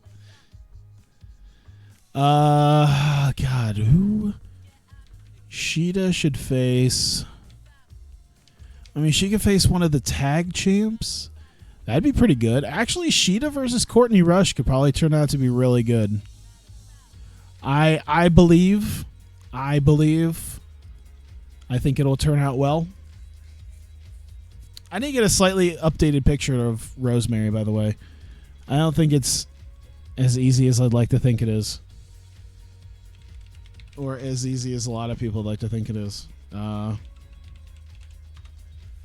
like it to be easier, but yeah, I feel like I might have to make my own deal with like her half face paint. Because there's not a lot of there's not really any like good quality pictures that have been taken since she changed up her hair and face paint. Casey, don't tell you to step away for a bit. That's fine. That's fine. Let's see. Sheeta versus Rush. Oh my God, how long could this go? I mean, I'm not planning to make it a extremely long, but could make it. Zombie Hot Daphne. Yes, actually, dude, I feel like that's always like Daphne in TNA. Like, I know they made jokes about that, but like Daphne in TNA was like so underratedly hot. Honest to God. And like she was mostly just there to like take bumps and then be like, oh, like be awkward in case she had to try to be sexy or something. But like, yeah, Daphne and Impact, like Daphne and TNA is like underrated on her looks. 11. No, let's go 15. How about that? Yeah, they got the stamina for it. Let's go 16, and we'll just leave it as is. Sheeta. Let's see. Open match. And decisive win. We'll have a distraction. Should we have a distraction? I mean, I feel like if you're going to have Levacorp in it, there should be something related to that. Like Athena getting involved. But you could still have it be something different. And then we'll kind of, there you go, spread things out a little bit. Yeah, Sheeta versus Rush should go. I think Kairi Hojo and Candice LeRae will do great. All right, so now time to tell the stories around this. Paul Heyman with Io Shirai and Mayu. And they'll just stand there and be over like they are. God, they're so fucking over. Except for Mayu in the Midwest. Why is that a thing? Why is she just... She's been like literally successful elsewhere except the Midwest. The Midwest just like hates Mayu for some reason. I have no idea why. That's weird. She's actually losing popularity in the Midwest. But she's continued to move up. I don't know. Is Iowa just sick of Mayu Iwatani now?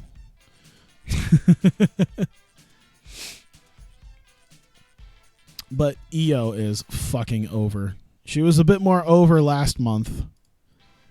Didn't she take a loss? Or no, she won it after dark. Maybe it's because it wasn't the like GOAT performance. I don't know what happened. Either way. Let's see. Heyman runs down. Let's see. Heyman. Hang on. Heyman talks up Io and Mayu and says they will ruin the reunion party. Kana. Oh my god, I can't type today. Kana and Mio have planned for anniversary. We'll just put Ann. And like 4 minutes on that, maybe 5. There you go. Really build that up. There we go.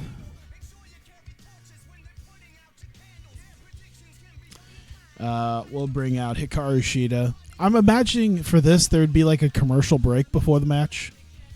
Like they do their thing, commercial break, Hikaru Shida comes out, she's gonna talk. Like, oh, maybe she shouldn't talk. We should give her somebody. Should we give her somebody? Is there someone that she would be potentially?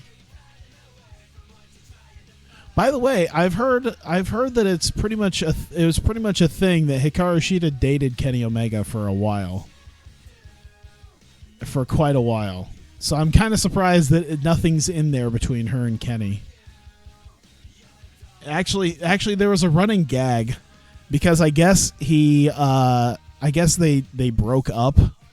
The rumor was that they broke up sometime but right before like right around the time that he turned on AJ Styles and started becoming a heavyweight. And the joke based off this rumor is that he became, like, once he ditched Hikaru Shida, he just became the GOAT. It's like, oh man, once he ditched the dead weight of Hikaru Shida, it's like she's not even bad. She's actually pretty damn good, but it's like, man, once he ditched the dead weight, he became the greatest.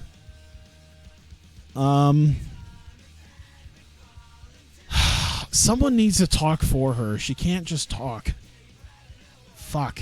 I mean, I don't want to make it obvious and be like, Nakamura. Although that brings some extra star power. God damn.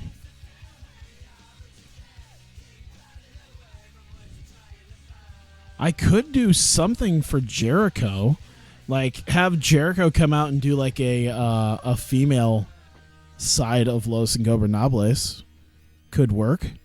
Could also help with her deal with Nakajima and Hamada. Makes sense. Or we could have Hamada come out. I bet you Hamada could probably cut at least a small promo. She's fine. I don't think Nakajima could, so we'll get Hamada out there.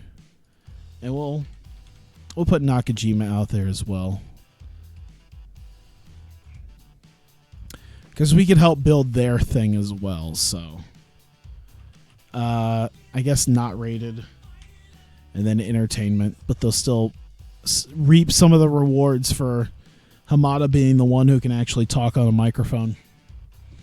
It should help. Let me see. Let's see. Shida and Reina's out to discuss the next few weeks and how they plan to win their titles. It is kind of funny how right now everyone's, because it's always been like the thing, like, oh, there's Shimmer and Shine and the Revolution and Leva Corp and Heyman International, and they're all gunning for the women's titles. And as of right now, over the next few weeks, Hikaru Shida has a shot at the women's title. Hamada and Nakajima have a shot at the tag titles. The Reinas and Shida could come in and just sneakily take everything. I like that idea. The idea of everyone's focused on everyone else. No one really thinks too much about the Reinas. And then they end up, like, taking all the belts. It's not too bad of an idea, honestly. I might have to think about that. Let's see here. Nicole Matthews. Madison Eagles. All right. They can... At least Matthews can talk, right? Yeah. Can Eagles talk? She's all right. Shimmer and Shine out to discuss the training. Portia has gone through to make her return and intro her for her big for return. There you go. So 5 minutes of them discussing their regiment with one another, discussing the regiment that they went to get Portia Perez, and I wanna turn this up to like 11 here. So I want to turn this up to an obnoxious degree to have Portia Perez come out here. And I'm going to do like a major success for this. Portia Perez entrance for her return as Pyro and oh man.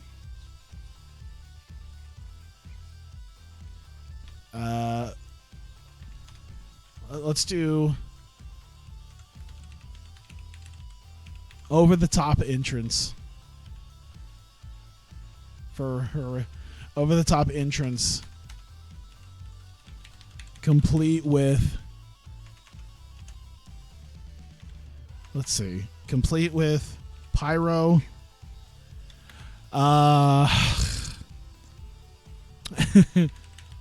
male dancers, and a band. I want this to be as over the top as humanly possible. So I want this to be the I bet you if I look it up, Kevin Nash entrance WCW. I bet if I looked it up, I could find the Kevin Nash entrance. I don't know if anyone's ever seen it. I don't know if anyone's ever seen the Kevin Nash WCW entrance. Here's, oh boy, let's see if I can zoom in on it.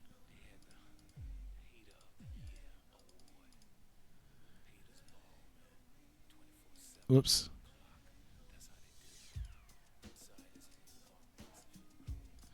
So Kevin Nash one time for Nitro.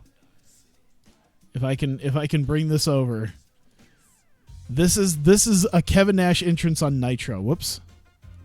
Oh my God. Everything's just, there we go. There we go. This is just a Nitro entrance for Kevin Nash. As he comes out to this. Just all that pyro. And then more pyro. And then more pyro. And more pyro. Just to come out and point and more pyro. All the pyro for this match. Pyro still going off in the background for this.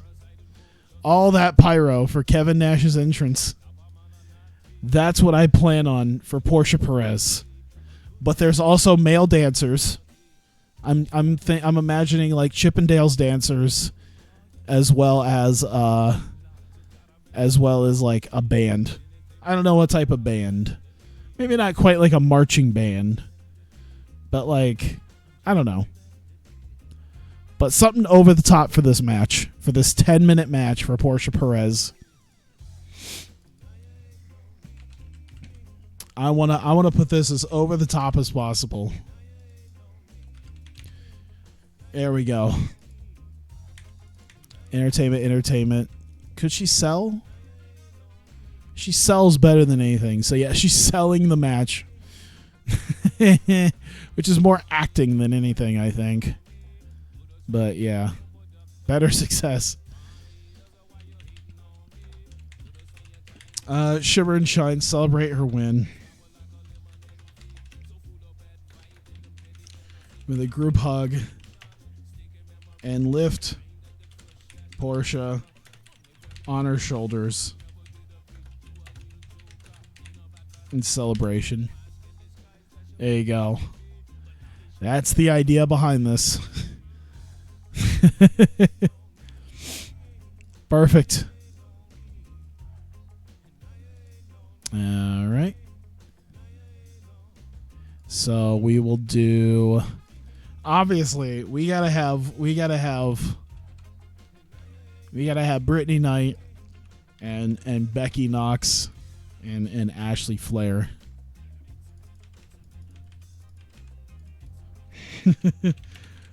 The Revolution backstage are dumbfounded by what they saw and plan to beat sense into them. They are just horrified and dumbfounded by what they have just witnessed over the last 15 minutes. And they're gonna let people know that they have no idea what the fuck just happened, but they're gonna do something about it.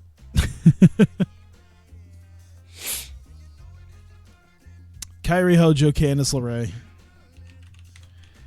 LeRae, and Kairi Hojo. A little bit of a promo before this. Candice pre-match is excited to get her first win against Kyrie tonight. Kyrie, of course.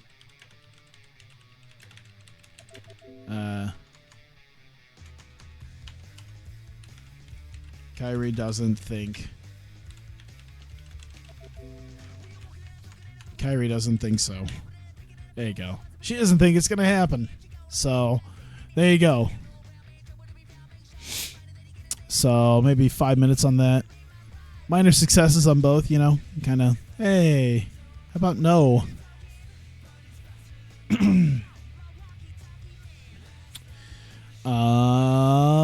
Was there anything on this I wanted to put?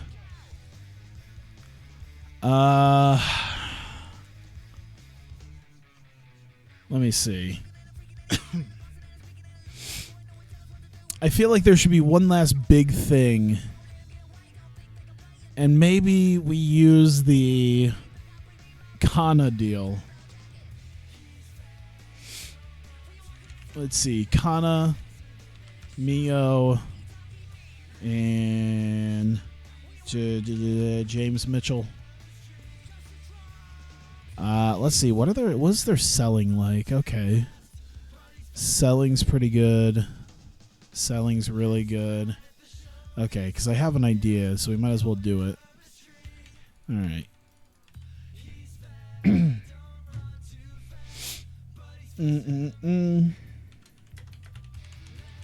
In a secluded area, Kana and Mio are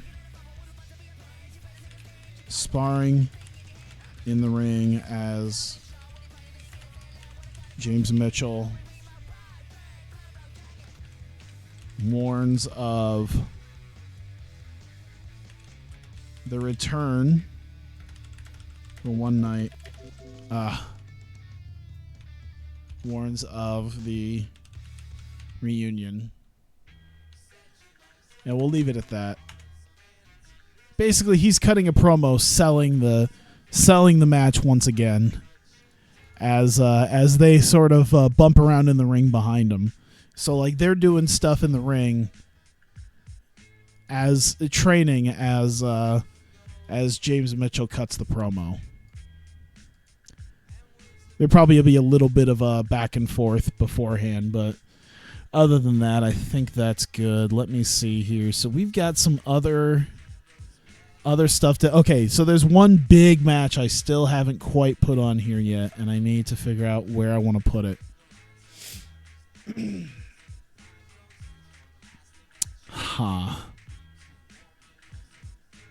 Okay. How did I...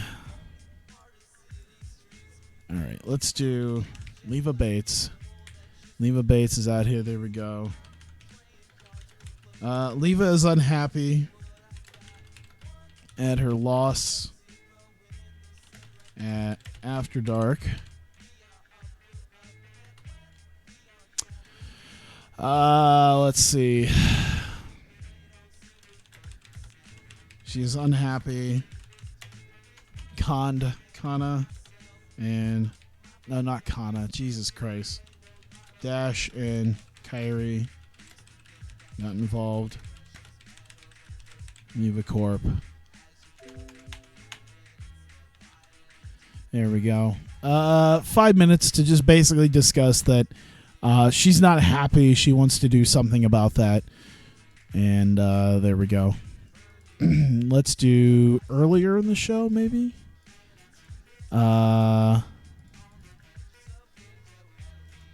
Maybe, let's see. Yeah, maybe back here somewhere. Let's see. Dash.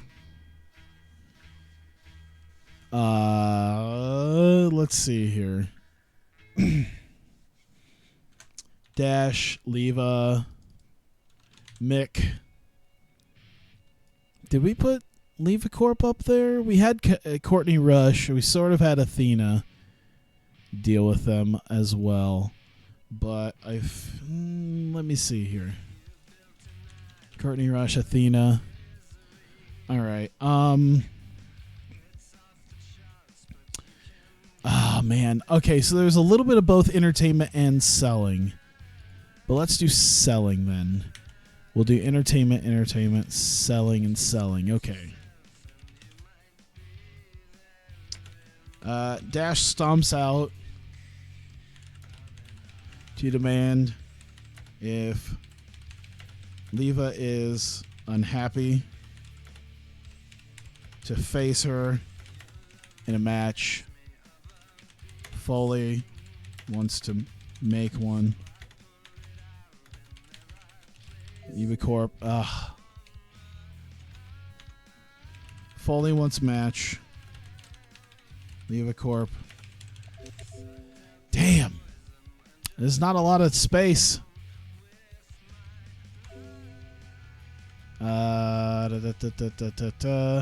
Use that to demand to face Leva in a match. Foley wants match. Leva Corp attacks, and I can at least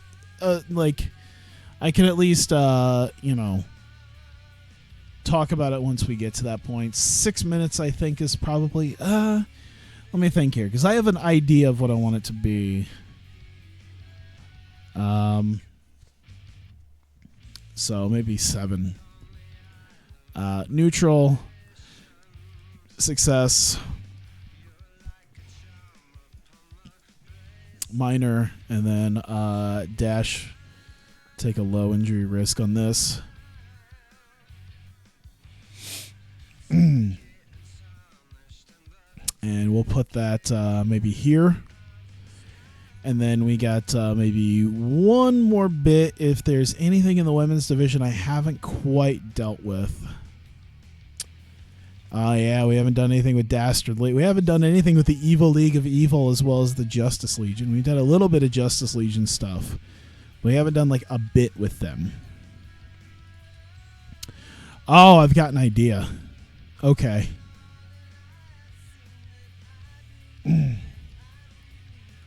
All right. Let's see. Dastardly, Mary Dobson, Ghostface Killings, Doc Gallows, Carl Anderson. I mean, it's just going to be all of them, I think. Lufisto, Kangaroo Jess. All right. Evil League of Evil out. As Justice Legion recovers, they attack the other members and abduct Gallows.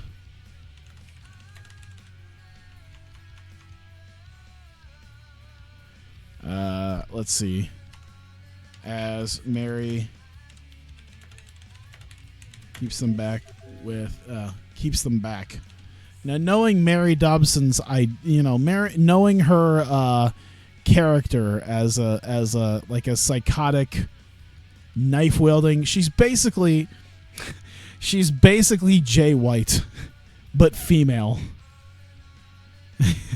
I just kind of realized she's basically Jay White, but a little bit more crazier and murdery. So it might work out well. So maybe like 4 minutes, maybe. Dastardly selling, Mary Dobbs is selling. Yeah, it's a whole lot of selling here. I'd say a lot of neutral here, but maybe a decent success on these three for being able to abduct them. And they're going to take a low risk for getting hit. Lufisto and Kangaroo Jess were already recovering, so it's mostly Gallows and Anderson getting beaten up. Maybe, you know what, Lufisto and Jess would probably, come into this, but eventually get pushed back. I gotta figure out which one of these is going to be the storytelling match. Probably this one. No, let's do it earlier. How about that? How about we do the Thunder Rock Justice Legion? Psychology's actually maybe there. Yeah, it's not great, but you know what? Let's just do it. There you go. I mean, Perez versus Riho could be one, too. 73 psych's not great. And 71 psych, so probably not.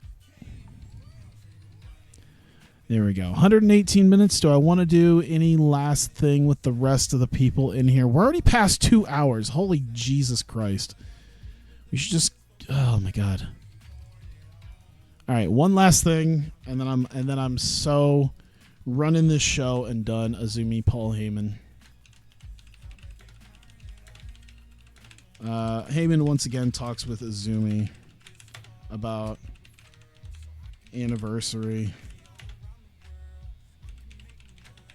and wants to assure that Kana and Mio can't.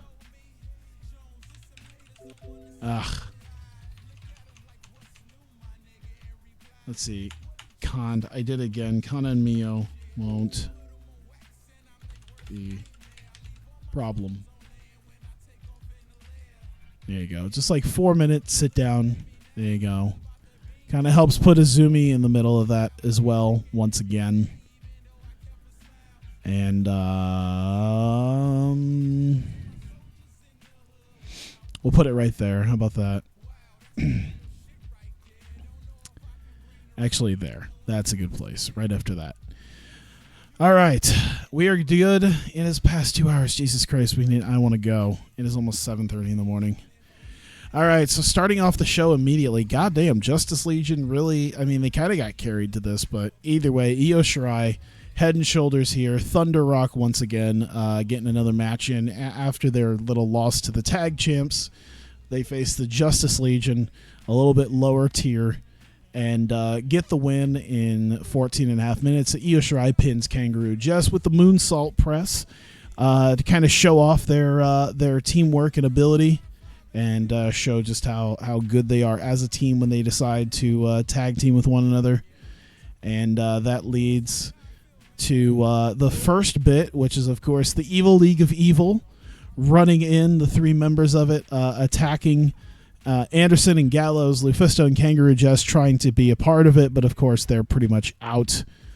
Lufisto's been beaten up from the match. Kangaroo Jess is still pretty much out from what she took from Io.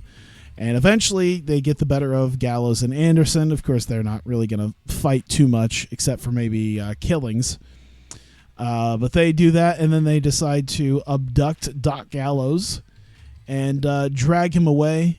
And as they're trying to help, Dastardly and Ghostface Killings drag him away as Mary Dobson using a weapon to keep them at bay. Considering the type of thing that she has, I would say it's probably like a knife, maybe even a machete. Something sharp and killable. Sharp and murderable is the idea. Heyman, afterwards, kind of dumbfounded by this, talks up Io and Mayu, though, after the match, says they will ruin the reunion party, however, of Kana and Mio. Kind of talk up how great Io Shirai and Mayu Iwatani have been, and what big stars they have become, and of course Kana and Mio have their big reunion at Anniversary, Triple Tails S, one more night, and Paul Heyman, of course, is excited and planning on ruining said reunion. And we go to the back. Leva Corp. It's just Leva, actually. She's unhappy that she took a loss at After Dark. She's just by herself this time. And she's unhappy that Dash and Kyrie got involved, of course.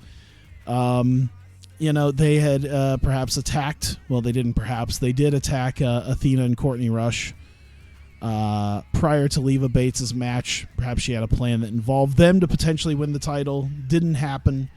And she took the loss to Io. And Leva is very much more than happy to to take care of Dash and Kyrie, since they have gotten themselves involved in LevaCorp at this point. We come out. Hikaru Shida is out with the Reinas to discuss their next few weeks. Of course, Hikaru Shida is challenging Io Shirai for the women's title at Infamous 45 in less than 2 weeks, in just about, I think it's 9 days. And then, of course, the Reinas challenging for the women's tag team titles at Anniversary. They are fully planning on winning the titles, and then they basically discuss the idea with as many stables and as many organizations that there are on Breakout, between Heyman International, the Evil League of Evil, and Justice Legion, and the Revolution, and this and that and everything else.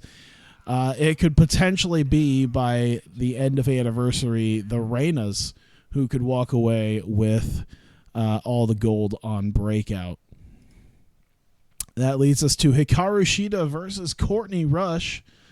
Hikaru Shida getting the win over LevaCorp's Courtney Rush in about 16 minutes with the Full Metal Muffler. Athena distracted Hikaru Shida, but it wasn't enough. Shida still getting the win over Courtney Rush. Just a minor distraction in the match. Still allowed great chemistry, by the way. Wow. Still allowed Hikaru Shida to get the win as she showcases her worth, and prepares herself in 9 nights for her match against Io Shirai to take the women's title. Shimmer and Shine are out, and they discuss training Portia Perez and all the training that they have gone through to make her big return at Anniversary, but they have a big surprise. I want to try to get this again, because in case it wasn't seen.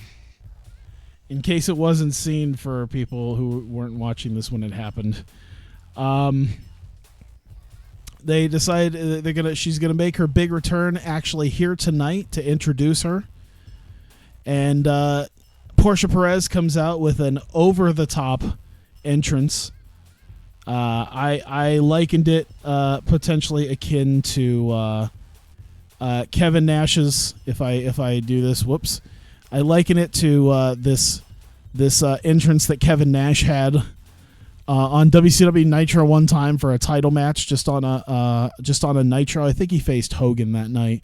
But as you can see, just the litany of pyro that was happening behind him for his simple walk down the aisle. This is what I imagine for Portia Perez, except there's also Chippendale male dancers, and and a band playing her down. Just a complete over-the-top entrance for Portia Perez for her big return, as they try to build this up as the biggest, greatest thing ever. And her big match, oh boy, just basically what I wanted.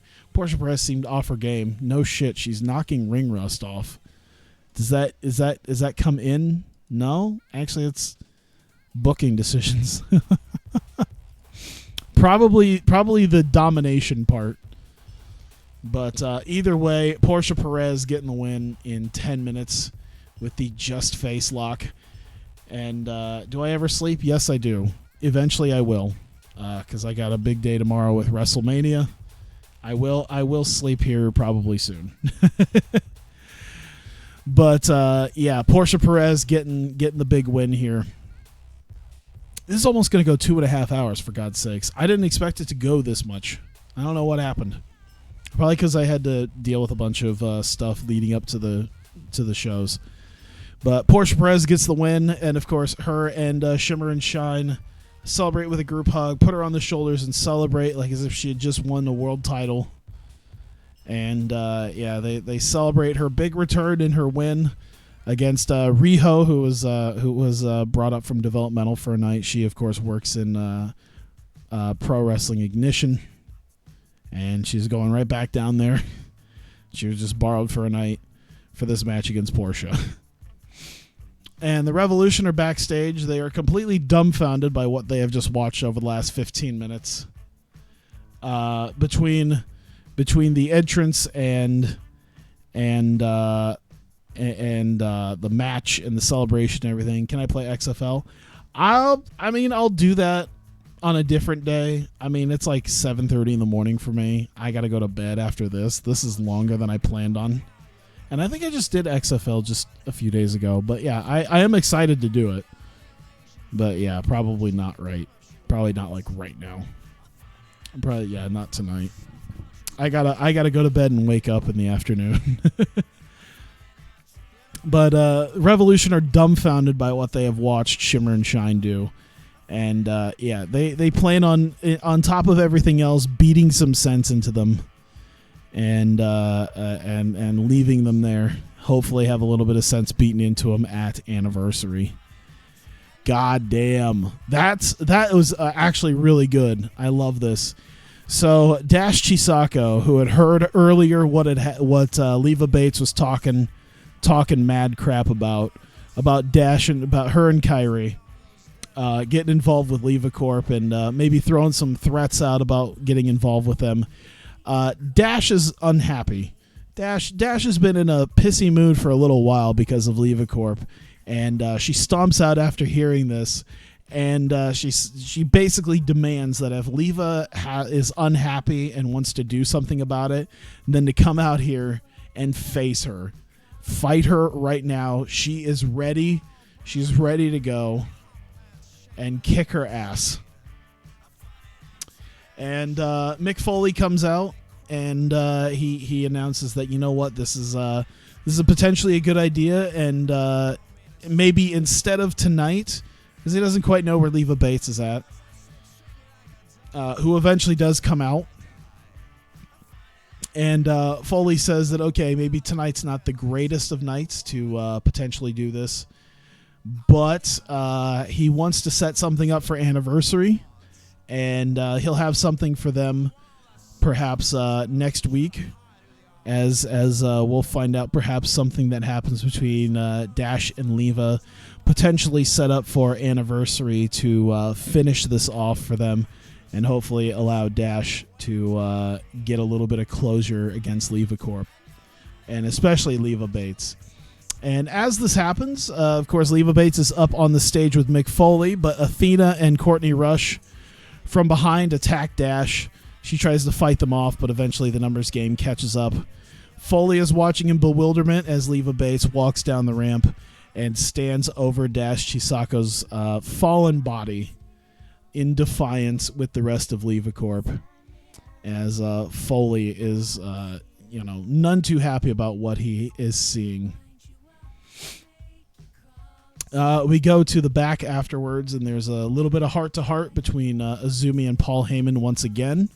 Of course, the last time he kind of had a sit-down with Azumi, assured her how much better off she would be with Heyman International, and then once again talks to her about Anniversary, and he knows how much she looks up to Mio, and Mio is kind of taking care of her, but Paul Heyman wants to help have Io and Mayu help take care of her, and assure her that Kana and Mio will not have the opportunity to brainwash her and try to take away what she has personality-wise, and they won't be a problem after Anniversary.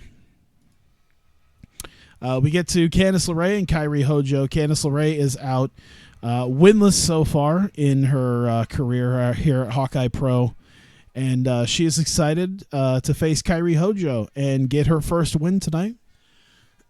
She's excited to be able to have that happen. Kairi's excited to be able to face Candice tonight.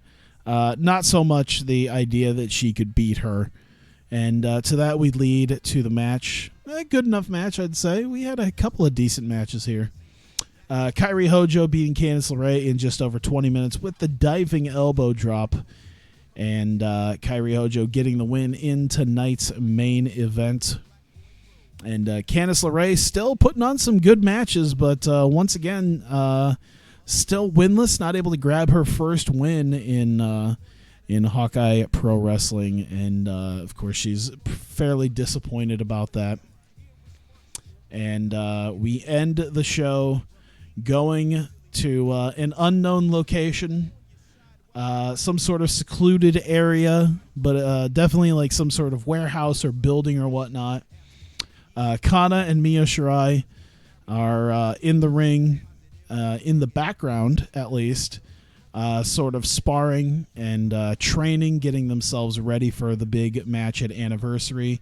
James Mitchell's in the forefront and runs down the match, hypes it up, and warns Paul Heyman that he's underestimating the reunion of Kana and Mio Shirai, that they were once a formidable tag team, and they will do it one more time and prove just who is truly the dominant ones on Breakout, and perhaps end up leading to a potential title match in the future, as James Mitchell as well as Kana and Mio plan on taking away everything that Io and the rest of Heyman International has. And that is how we end the show. 87 actually did better once again than Adrenaline. So you know what? It seems weird because I seem to have lesser things. I seem to have lesser stars and ability to put on like phenomenal matches on Adrenaline or on Breakout, and I tend to put on an overall better show. It's weird. I think it's because I know I know the limitations of a lot of the people and all that, and I gotta work with that. I think that's, let's see. Leva Bates' contract is up for renewal. Did I only sign her for a year? Huh. Or was it? Yeah, it'd be a year. I guess I didn't think she would amount to much. I think that was the idea, is she didn't seem like she was that great, but then she just went on a tear over the last year. And so, yeah, Leva Bates' contract is coming up. It looks like I'm going to have to deal. Oh, look at that. ROH increased their broadcasting. I knew that was going to happen. Once I started increasing my broadcasting quality, I got to start pricing other people out. 2.97. All right. Oh, shit. This is going to suck, isn't it? People are going to want Leva.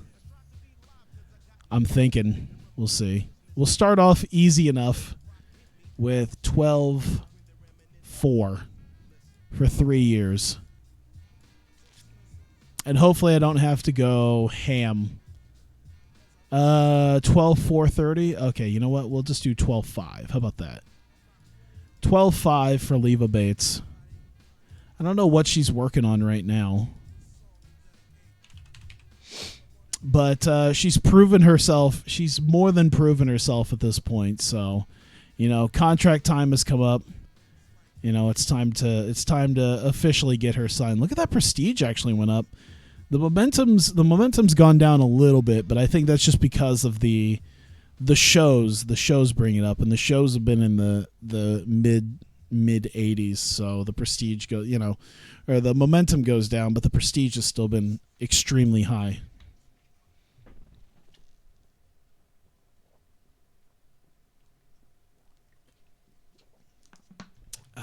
All right. As I try not to spit on the mic, sorry.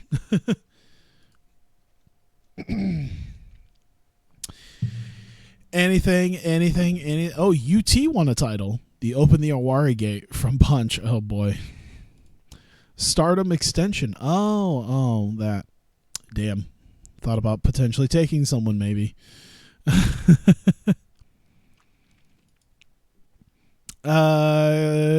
Katarina Lee is a maybe. I don't know. I don't know if it's turned out. I don't know. I haven't really used her, and she's aging. So I don't know if it's in my best interest to try to sign her. Let's just get to Monday, and I'll worry about it later.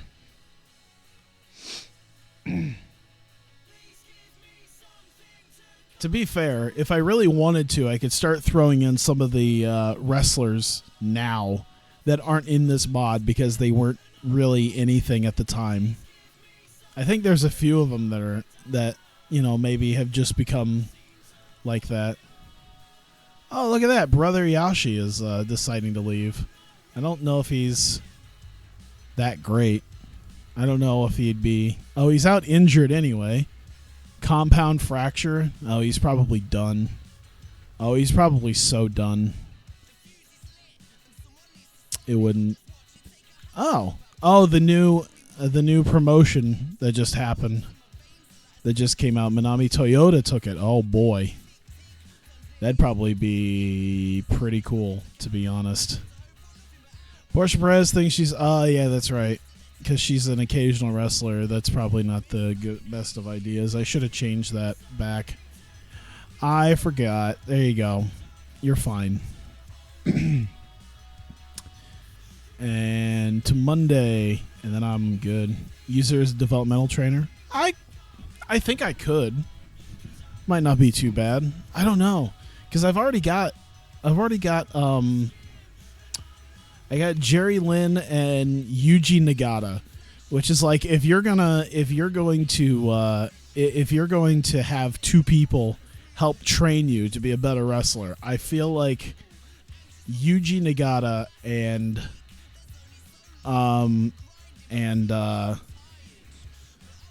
Jerry Lynn are two guys to help out with that.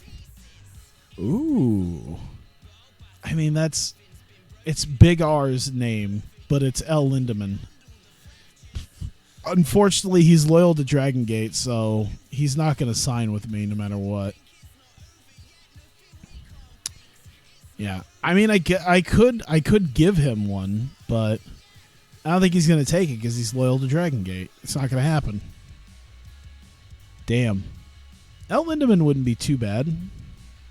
It wouldn't be too bad to have around. He's pretty damn... Look at that 87 psych, that 98 stamina. Jesus Christ. Oh, my God. I want L. Lindemann, man. I just play Fight Night or MLB 18. I mean, I'm pretty much done. I apologize, but it's like 7:45. I got to go to bed. It is like super late, past my bedtime. It's later than I wanted this to be. This is like 2.5 hours long for a weekly. Balls. I don't know. Let's see. Was thinking Katarina more for the women in developmental. Yeah, that's a pretty good idea. I don't know. I'll have to consider it. Either way, I think I'm good because, yeah, it's ridiculously late already. And I've been streaming for 4 hours now. And I need to go to sleep. I need to get some sleep before Mania tonight. So, yeah. So, thank you guys for coming out. Those of you who stuck around for a while. I appreciate it. If you're not so much into wrestling, I understand. I'll have non-wrestling stuff, after, the next time I stream, which will at least be Tuesday or Wednesday. It's usually Tuesday. Might do something beforehand, not sure. Don't forget to drink up. Yeah, thank you. Stay hydrated, bot. But thank you guys for coming out. I appreciate it. If you're watching this on YouTube, thank you so much for watching, and I will see you next time.